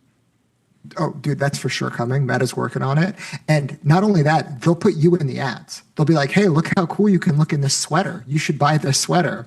And they want to do that because then the CPMs just go up. Right now, I get a $12 CPM on Meta. They would much prefer me get a $200 CPM and just show way less ads to everybody, right? So I think the personalization of ads is coming. And we've already just seen it. Like in my ad account right now today, maybe a third of all my spenders will be AI ads. And that's crazy. That is crazy. double click on the AI ads that you're running. Are you running stuff that you could shoot that's indistinguishable from human photography, human videography? Or is there unique value to saying, look, there's just no way that we could take a Ridge wallet to the top of Mount Everest, shoot it into space, have it turn into cake, have it turn into a cat, like crazy stuff that's just impossible, maybe with like a massive CGI budget, but truly like breaking the laws of physics? Or are you just trying to do like, hey, it's just a Ridge wallet on a beautiful background, and we were able to generate that? Yeah, so really what it is, we have wallets with every college. And let's say there's 200 colleges in America, right? Now, I could get 200 jerseys, and I could get 200 fans, and I could have them talk about this particular wallet with this jersey, with this fan, like they're a very bespoke ad, and then serve it into a market like Ohio. I could do that, but that would cost, I don't know, $85,000 to run that campaign. Or I can have one guy do it in one day with a Higgs field or whatever, right? So that's what we're doing right now. And shout out Higgs field. Are you guys using Higgs field? We're having them on the show in just a couple minutes. Yeah, I love Higgs field. So, yeah, and I don't think I think normies are using ChatGPT now, like it fully broke it through the mainstream. But all of the tools around that. I mean, everyone knows Lovable or Bolt.new. But like, if you want to make videos at scale, Higgs feels like the best, easiest way to do that right now. So the pipeline is you specifically want to multiply your creative. So you are filming one human video, and then you're creating variations with AI. Is that the correct use case right now as that example? No. So what we're doing is we have B-roll of actual wallets being used that we've shot, right?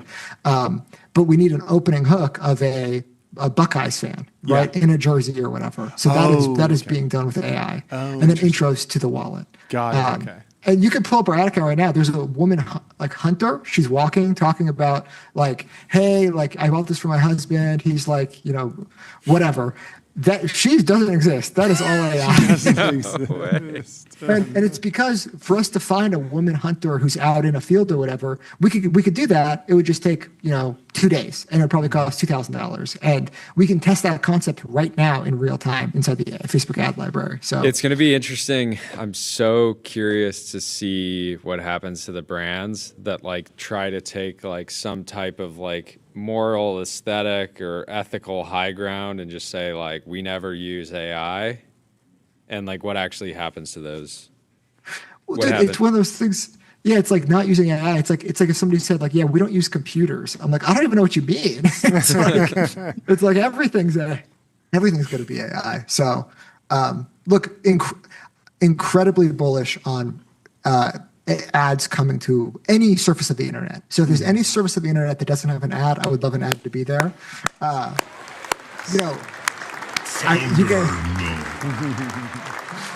You guys did the AppLovin ad read, brand new to e-commerce, and I spend millions of dollars there, and I love it as an ad product. So more of that is just really good for me. So if it comes to Gemini or ChatGPT, now I just don't think they'll do big, beautiful display ads. I don't think there'll be any video ads. It's just going to be, hey, you're looking for a gift. Ridge Wallet will give you the best price ever right now, and then they'll take a 30% commission. I really want to see more flashbangs come to the internet. Watch out! Watch out! We got you. Oh. I hope. Do you have any flashbangs on your podcast? You're the one show that we would give you the effect if you want to flashbang your boys. Okay, cool. I'll get the ad rights to that.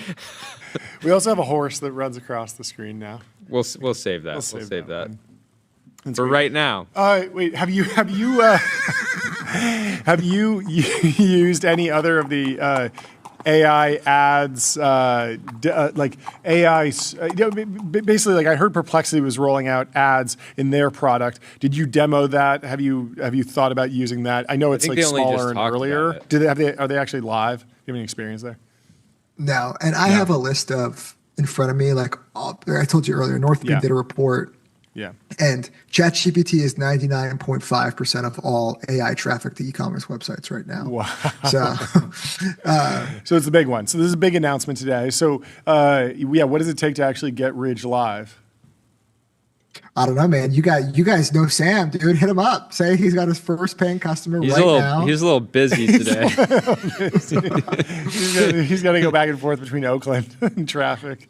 No, yeah, we'll put in a good word for you. I would love to. What kind of broader consumer trends are you tracking this year? We were talking about the sauna wars in New York City. Mm-hmm.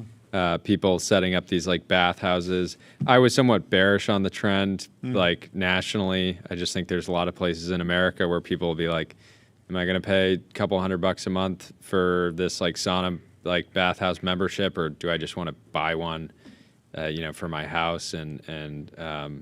But what are you tracking? Well, on the sauna wars, I mean, Pause is a franchise-based sauna business. They have them in Venice. They have them in Southern California. I was at a e-commerce or like a private equity conference. I think those guys are going to expand aggressively. So I think they're selling territory rights right now. I used to live down the street from a Pause. I would go there. I enjoyed it. I was like, I like using a sauna and I like using an ice bath. And so I just bought one because it was like $100 every time I went. I just did the math and I was like, it's nice to go there, but it's nicer to just have it in my house. And so that's one of those things. Like I don't know how much like actual spend that they can capture long term or what the LTV is. Like if you get somebody hooked on using the sauna, eventually they just run the numbers, right? It's not like a gym where it's like a gym, I'll pay the however much it is a month because it's nice to go somewhere out of my house to work out, and I don't want 300 different machines and all these different plates. So I'm not convinced that it's actually going to scale that well outside of, major metros like LA and New York. Yeah. Also, the cost per use of a gym is really low compared to $100 every pop of a Pause.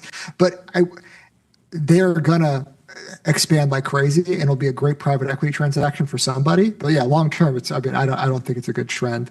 The thing we're most interested in is fiber. I think fiber is going to have a protein like moment, and protein's been like on a mega trend for 20 years or whatever, and has billions of dollars to spend behind it.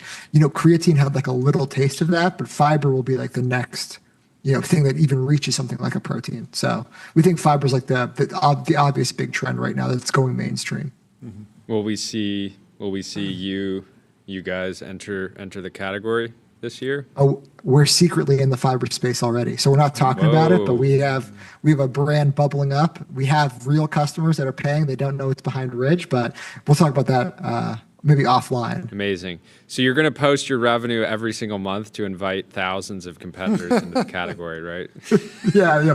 Seems to be the smartest thing to do, right? No, it's like the build in public movement brought to consumer is just an absolute nightmare. It's like if you brag to the world about how much revenue you're doing, there are going to be smart people that enter your category, and they're going to do it fast.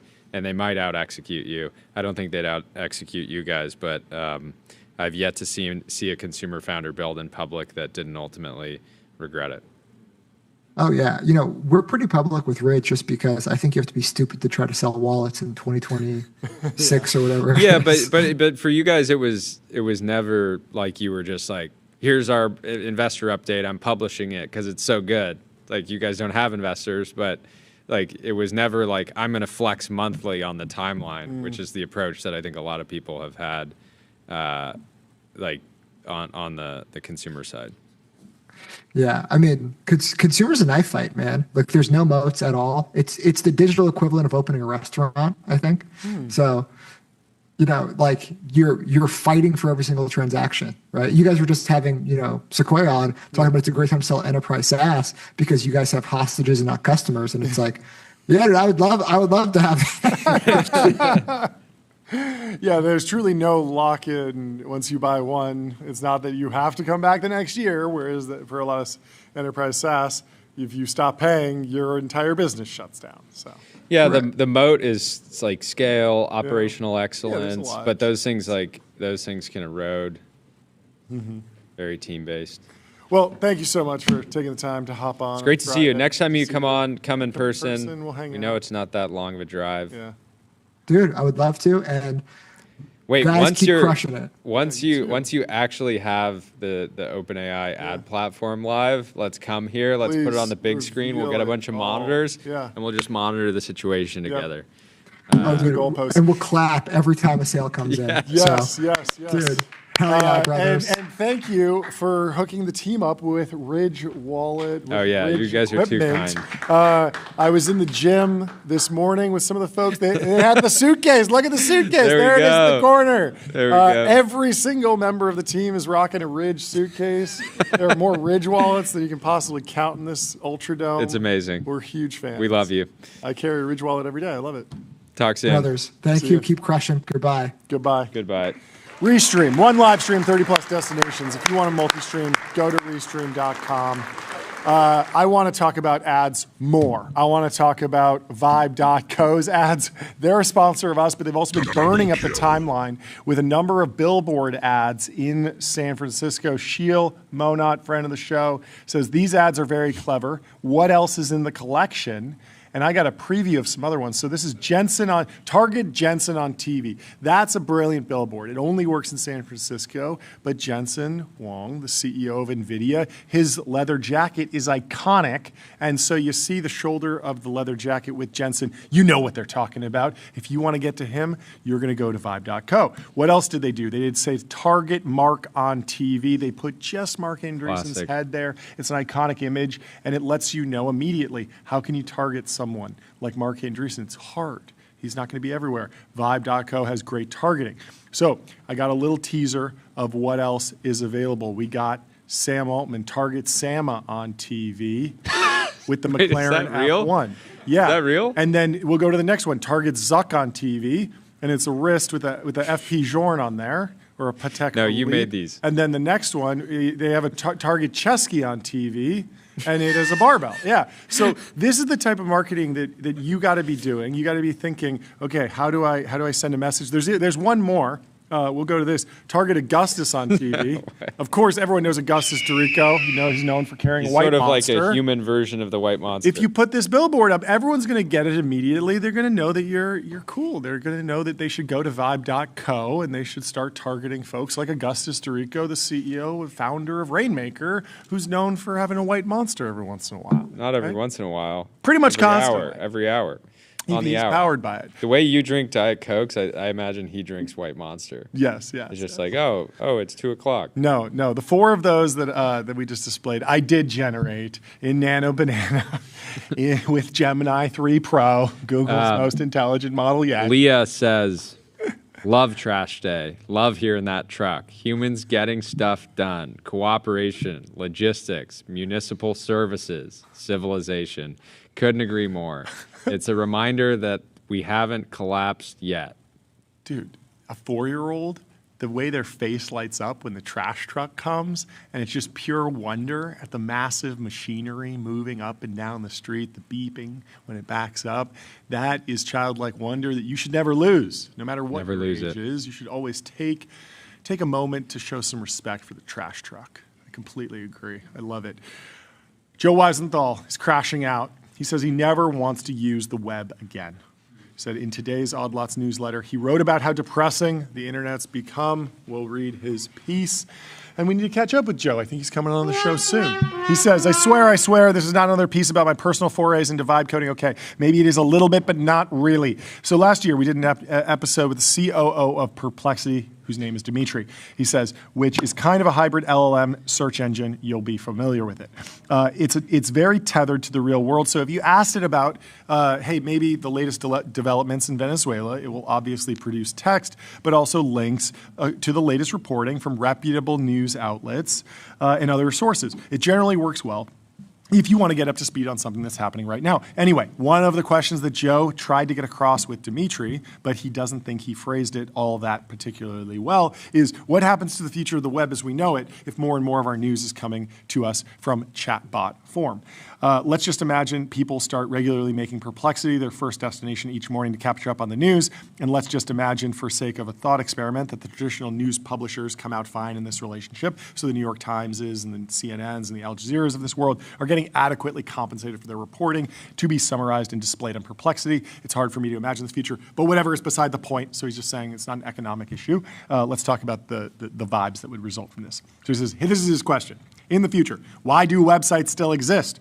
If more and more people start consuming the New York Times' content through a chatbot, why continue to invest in maintaining a well-functioning website called nytimes.com? I suppose that to some extent, this is a question that precedes the existence of chatbots. There was almost certainly a time when a major priority for the New York Times was to have a well-functioning, elegant website. And while there are people still paid to work on it, this is probably not the top priority right now. A tech budget that might have once gone to web development might now be going to figure out the best strategy for Instagram, Reels, or whatever. Nonetheless, do you have a comment, Jordan? Yeah, maybe this is just because I turned 30 and I'm Unk now. But I like going into the world of the content. Like I like going to the Wall Street Journal app. Yeah. I like going to the New York Times app. I like going to these places because we get the physical paper. We like the physical paper. This isn't going anywhere. For my cold, dead hands, me and you, Joe Weisenthal, we are keeping the newspaper alive. I guess you'll be on the web like some hot new youngin'. And ultimately, I will be reading the paper. Yeah, physically. Ultimately, I still care about, it matters. I care a lot about who wrote it, too. Totally. Like I don't want to just serve. But that can be instantiated in Perplexity or ChatGPT. Yeah. It can tell you who wrote it. You could, in theory, if the deals are structured properly. Now you can't get. I don't think you can get the New York Times content in ChatGPT because they have a lawsuit. You can get Wall Street Journal content. So in theory, you could kick off your morning with a query to ChatGPT. Hey, tell me the most interesting pieces that are on the front page of the Wall Street Journal, and it would just do it for you, and it would bring that in, and it would pay News Corp accordingly. But there's something fun about holding a nice piece of paper in your hands. I think it will die, but a very, very slow death. We're still reading newspapers. I imagine I'll still be reading newspapers in a while, and I imagine that we'll still be going to the websites. But he is correct to highlight that there is a change afoot.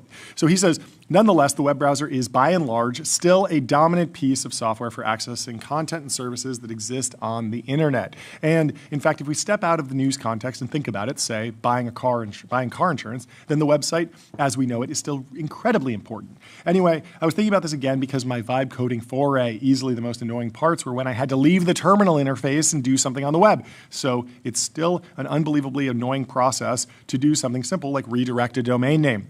I found GoDaddy's, where I've been registering various domain names for years, interface to be borderline unusable. Shots fired. Fact check true. It is difficult sometimes. Every time I'm just trying to make sure that like a domain is renewed, they're like, how about you buy 1,000 websites right now?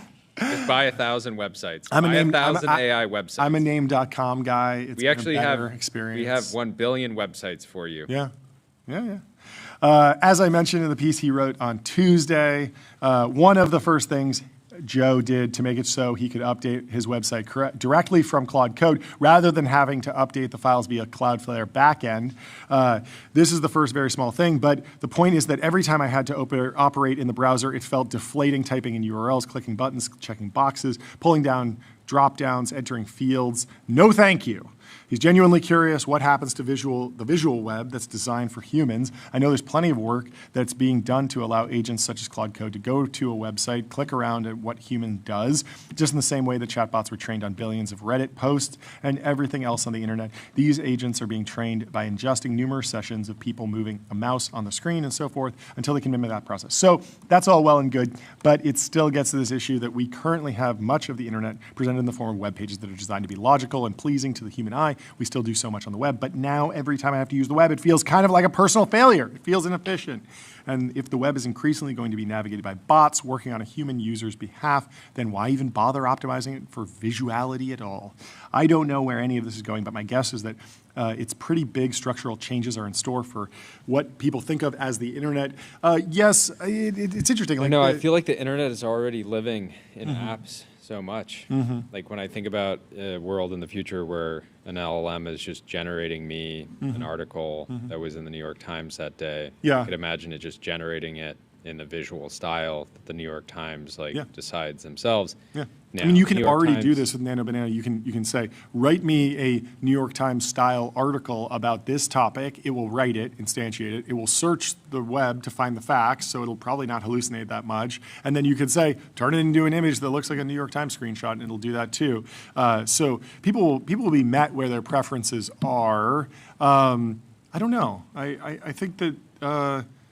I mean, the flip side is like he's making this argument that as more and more traffic shifts away from the web, it will get fewer and fewer resources within those organizations. So the New York Times will say, hey, we're not getting that much traffic to our website, so let's not spend that much effort making it better. But you also get 10 times as much leverage because the folks at the New York Times will be able to fire off an agent and say, hey, make it look better. And so you would imagine, I would hope that even as you go from, okay, maybe if there's 10 people working on a website, and now 5 of them move over to Instagram and YouTube strategy, and 4 of them move over to generative optimization strategies and LLM and AI stuff. Well, there's one person left, the person on the Japanese soldier on the island who hasn't gotten the memo that no one's going to the website. Well, some people are going there, and they fire off a prompt, make it perfect, don't make mistakes, and boom. They're good. They're in business. So some cause for optimism. We'll see. What do you think, Tyler? Oh, I was just going to update on the Sam Altman. Please give us an update. What's up? Okay, so first, just if you want to look at prediction markets, right? So will Elon win his case against OpenAI? Yes. Earlier today, basically at the peak of like the oh my gosh, like Sam is so cooked. Yes. He was at 74.5% chance. Whoa, it's now down at 54.1. This is fascinating. We're watching them like duke it out in real time. Yeah, in prediction but markets. Elon, he doesn't have to worry too much because Nick. Oh, Nick, his Nick strongest soldier from the he's saying it reads as Elon's emails. Yeah. It reads as obviously fabricated. Elon doesn't talk like that. So. Oh, well, case closed. Case closed. I wonder if Nick will be called to testify. I'd love to see him on the stand. That would be very entertaining. Anyway, Jensen Huang doesn't care about gamers, allegedly. Asus reportedly says the RTX 5070 Ti is no longer being produced. RTX 5060 Ti. 16 gig to follow. The gamers have been having a rough time. I don't want to play with, Jensen says, I don't want to play with gamers anymore. It's AI all the time. Yes. Gamers are being getting squeezed left and right. We need to make everyone aware of the rights of gamers with our COD sounds and our flashbangs and our smoke grenades to let people know, let Jensen know. Maybe we'll have to bring Jensen on the show, throw a smoke grenade, and when the smoke clears, he can tell us that he is still committed to gamers. Let's move on to World Labs. World Labs launched a box. They shipped a box. It's a video of, they took World Labs. I think this is real. I have no idea how to process this, but it looks like they built a screen, put in a box that has what is it, IMU, inertial measurement unit, that can measure how the box is being rotated, and then it can re-render the world so you're looking into it in this box. This seems really, really cool. This seems like just a piece of hardware that people would actually buy and sell. We've seen this with the holographic display that you put next to your gaming rig made by Asus or Razer. I guess Razer is the one that makes it.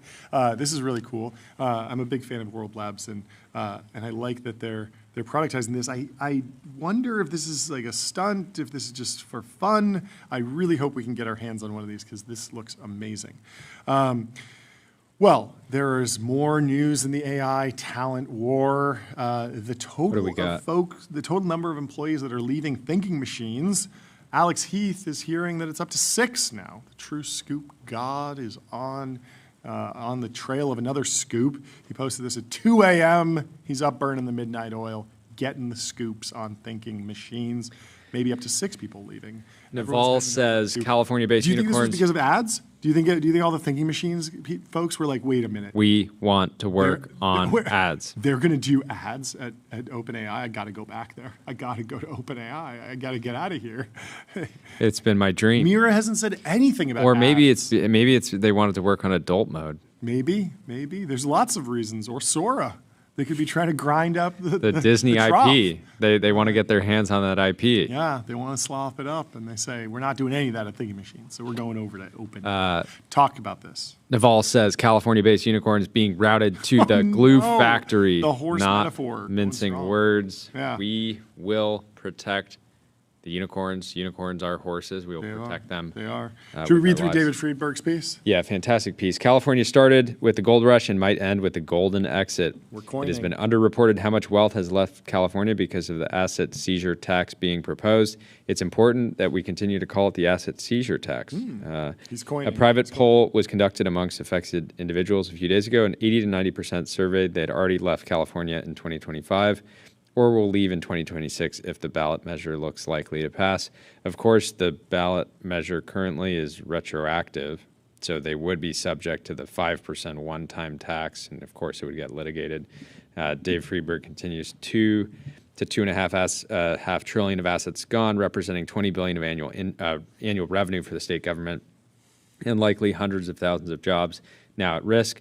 Less reported is the bigger exodus underway from folks who are not directly affected, but worry, as they should, that this law will quickly transition from billionaires to everyone else. The initiative actually gives California legislators the right to take anyone's post-tax assets anytime in the future based on a majority vote. This isn't about billionaires. It's a new tax system that simply destroys private property rights in America. All private property is now public property, even after paying your taxes. It's not legally your property anymore. It's the government's. You're just borrowing it. Legislators will decide what you get to keep and temporarily use each year. Countless founders, CEOs, and other business leaders are actively looking to move their companies out of state. Not just tech, not just AI, not just billionaires, but the core engine of California's prosperity since 1847 is unraveling. And here is how this initiative risks unraveling America. 10 states have explicit or implicit prohibitions against asset seizure tax. Individuals affected in California and other states trying to do the same will move to these states that endow private property rights. California already has a $20 to $30 billion budget deficit, an unfunded $1 trillion pension liability for public employees, unions, and $500 billion of debt outstanding. The state cannot afford to borrow much more, and will launch more asset seizures to meet its obligations. Asset seizures will transition to millionaires and eventually to the entire middle class as more asset seizures drive more people to leave the state. The deficit, debt, and job loss will spiral. The golden exit. No U.S. state has ever declared bankruptcy. In addition to California, dozens of other states face similar fiscal crises. Legislators promised future benefits that can't be paid, where theft and waste have been allowed to run rampant and unabated for years. Struggling states will eventually request federal government assistance, as they always have in times of fiscal crisis, effectively federalizing state debt. States not in crisis will declare enough is enough. Individuals in those states will refuse to pay their federal taxes. Why pay for other people's mistakes? Some states may try to secede from the union, and a constitutional and civil crisis will erupt. I know this sounds crazy, but I think at some point states will just say, like people, citizens will be like, why am I sending 30% of every dollar I make to bureaucrats in Washington that hate me? And so I think this sounds wild, but I don't think it's as far-fetched. Yeah, it's very dark. It's nothing like a little Friday black pill. The answer is clearly just AGI pilling all of the California regulators. Just say AGI will solve the deficit. We will just ask AGI to fix the debt, fix the fiscal crisis, fix the pension liabilities, fix the budget deficit. Don't make mistakes, and so much value will be created by AGI here. Just the income taxes will pay for that 1,000 times over, 1,000 times over. So you don't need to. You can respect private property. Don't worry, it's going to be fine. AGI's here to save it. That's the solution. Got to pitch them. Anyway, back to the AI world. We have Alex from Higgsfield AI in the Restream waiting room. Let's bring him in to the TBPN Ultra Dome. Alex, how are you doing? He's back. Doing great. It's great to be back. It sounds like you're doing great. We were just talking about the billionaire tax. You got this is something that, fortunately, your business is doing so well. Yeah. Focus on growth. Focus on the good things. Tell us the best news in your world this year. Give me that mallet. Oh yeah. Give me that mallet. What's the latest? What's the latest metric? Absolutely. So what's exciting about Higgsfield is that we see emergence of AI native social media agencies. So really teams from maybe 10 to 30 people making commercial ads end to end with AI. Yeah. I We just think this is really- talked to Sean Frank. He said he's a huge fan. He uses it for Ridge Wallet and has been able to generate custom ads for, tons of different markets, local areas where it was just completely unfeasible to cast so many actors, to play so many different parts for every single different college team that he sells products for. It's a fascinating time. So this is mostly driven by agents or brands going direct. What's the biggest driver of growth for you? Absolutely. We are excited to see Fortune 500 brands primarily hiring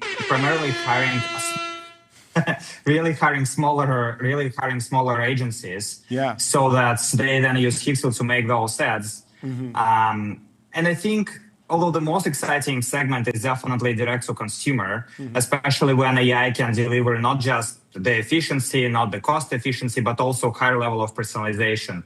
So the example which you just brought up completely makes sense. Whenever someone needs to customize for 30, 60, 100 different user groups, let's say sports teams, Gen AI delivers against this goal, and Hixel is at forefront of that. What are the compute costs looking like these days? I mean, the big news is that you jumped from 100 million to 200 million top line in just 2 months. That's insane. Congratulations, Jordy. Hit the app level. Congratulations. But on the flip side, I mean, you are raising money. Obviously, the capital markets are open. But if you were really spending on inference, that could be difficult. How are the margins developing? How are you optimizing for inference cost? What are you seeing on just inference cost trends broadly? Are you happy with the progress, or what else can you tell us about the cost structure of this business? I have good news and I have bad news. Okay.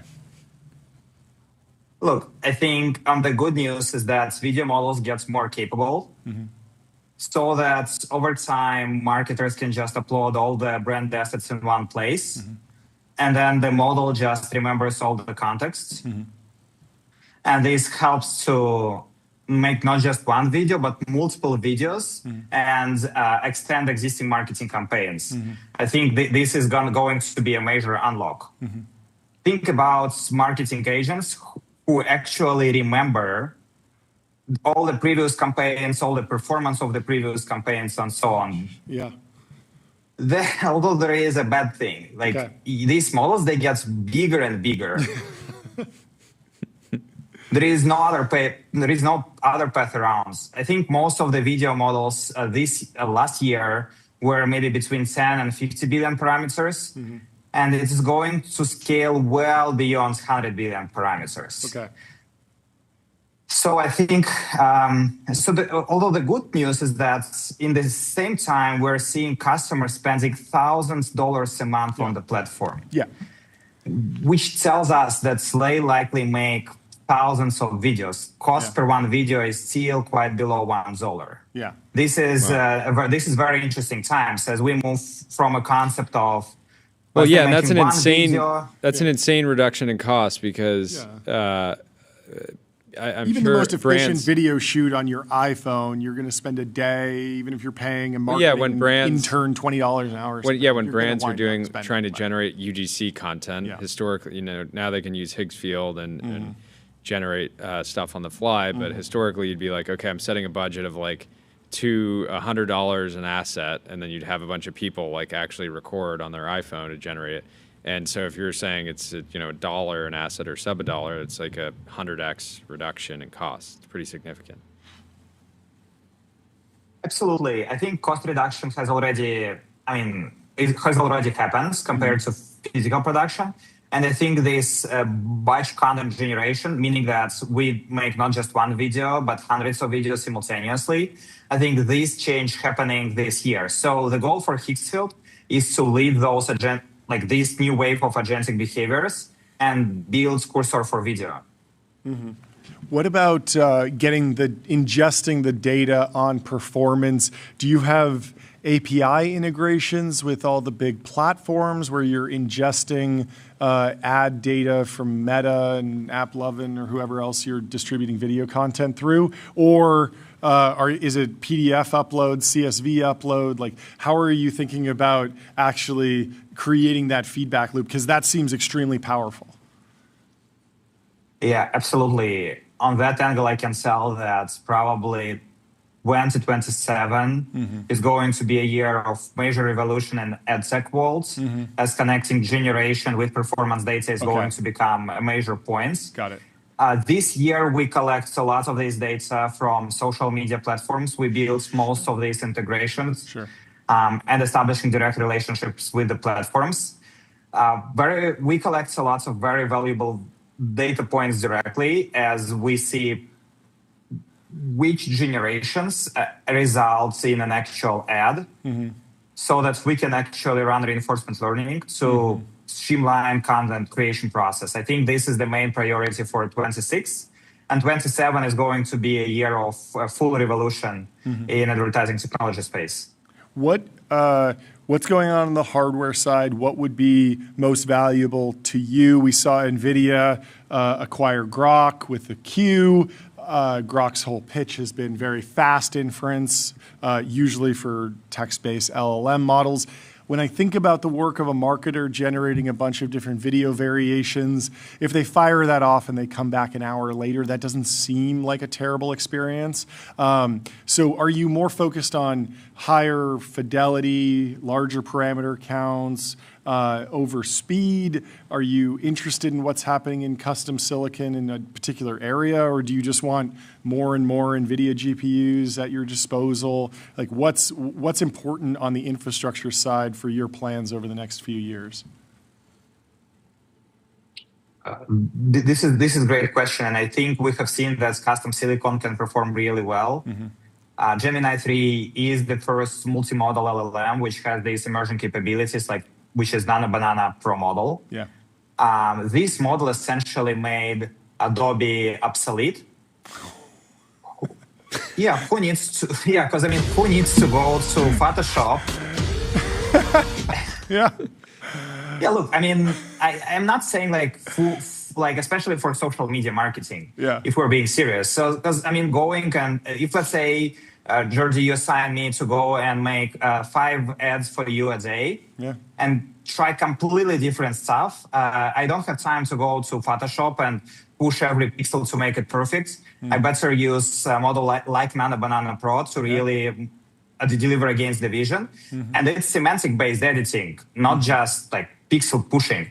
So I kind of miss when you used to see a really high quality Photoshop on the timeline, and part of why you appreciated it is somebody really needed to put the effort in, or they needed, even if they're not great at Photoshop, they hired somebody, and it's and nowadays it's they got the lasso tool and they cut that character out and slap that text over there, threw a drop shadow on it. Now it's just a prompt. It's fascinating. Now it's just a prompt, and it's done with custom silicon. So I think we're gonna see a renaissance of custom silicon for sure. Gemini and Nano Banana Pro are amazing model with these emerging capabilities. And we really embrace those creators and social media marketers who create ads with AI end to end, so they don't have to go to Adobe tooling at all. How are you tracking the problem of understanding what's AI generated, what's real? This is now a daily. I feel like it used to be even 12 months ago, it was once a month you'd see something and you're like, oh, is that AI or is that real? Now it's almost every single day. I see stuff on Instagram all the time where I know it's AI, but then I go to the comments and everyone's happy. No one's. It used to be people would clock it, and then even if they couldn't tell, they would key off of the comments and then kind of pile on. Now people are just like, yeah, this is good content. What's your take on AI detection, how it's working through its way through the internet? Look, I think that we're going to see more standards emerging. I think in the European Union, it's a big thing. we're gonna see something by the end of the year coming on that front, I guess. I can just tell you that direct-to-consumer brands, they primarily don't care if that looks like AI-generated content or non-AI generated content, as long as it catches eyeballs and it sells. They just keep coming to Hixfield and making more of such videos. So the best performing AI generated ads, they look like AI ads, and they don't look like real ads. I think that's my main observation. Yeah. I mean, there's a certain element where, you know, the iPhone, the selfie video, it never actually wound up looking like an HBO show or a James Cameron film. It never wound up looking like, you know, it was shot with a $100,000 camera, but everyone just got used to it and they liked the aesthetic and we grew accustomed to that aesthetic, and it has its own aesthetic. And so if AI content, even if it retains its aesthetic for a very long time, even though I think it's going to be indistinguishable, it already sort of is, but even if it does, people could just become fans of that and be like, yeah, I like the way it looks. Yeah, interesting. Anything else? Very cool. Well, my buddy texted me. It's Alex Casson. You guys just had lunch? No way. Yeah, absolutely. We're just chatting about that. Small holes. Yeah, he's a great guy to know in this town. So are you in LA right now? Yes, I'm in LA. A lot. Nice. I mean, actually, you should have come by the studio. Yeah, next time. Could have been sitting here. You could have been hitting the gong. Could have been moving the goalposts. Next time.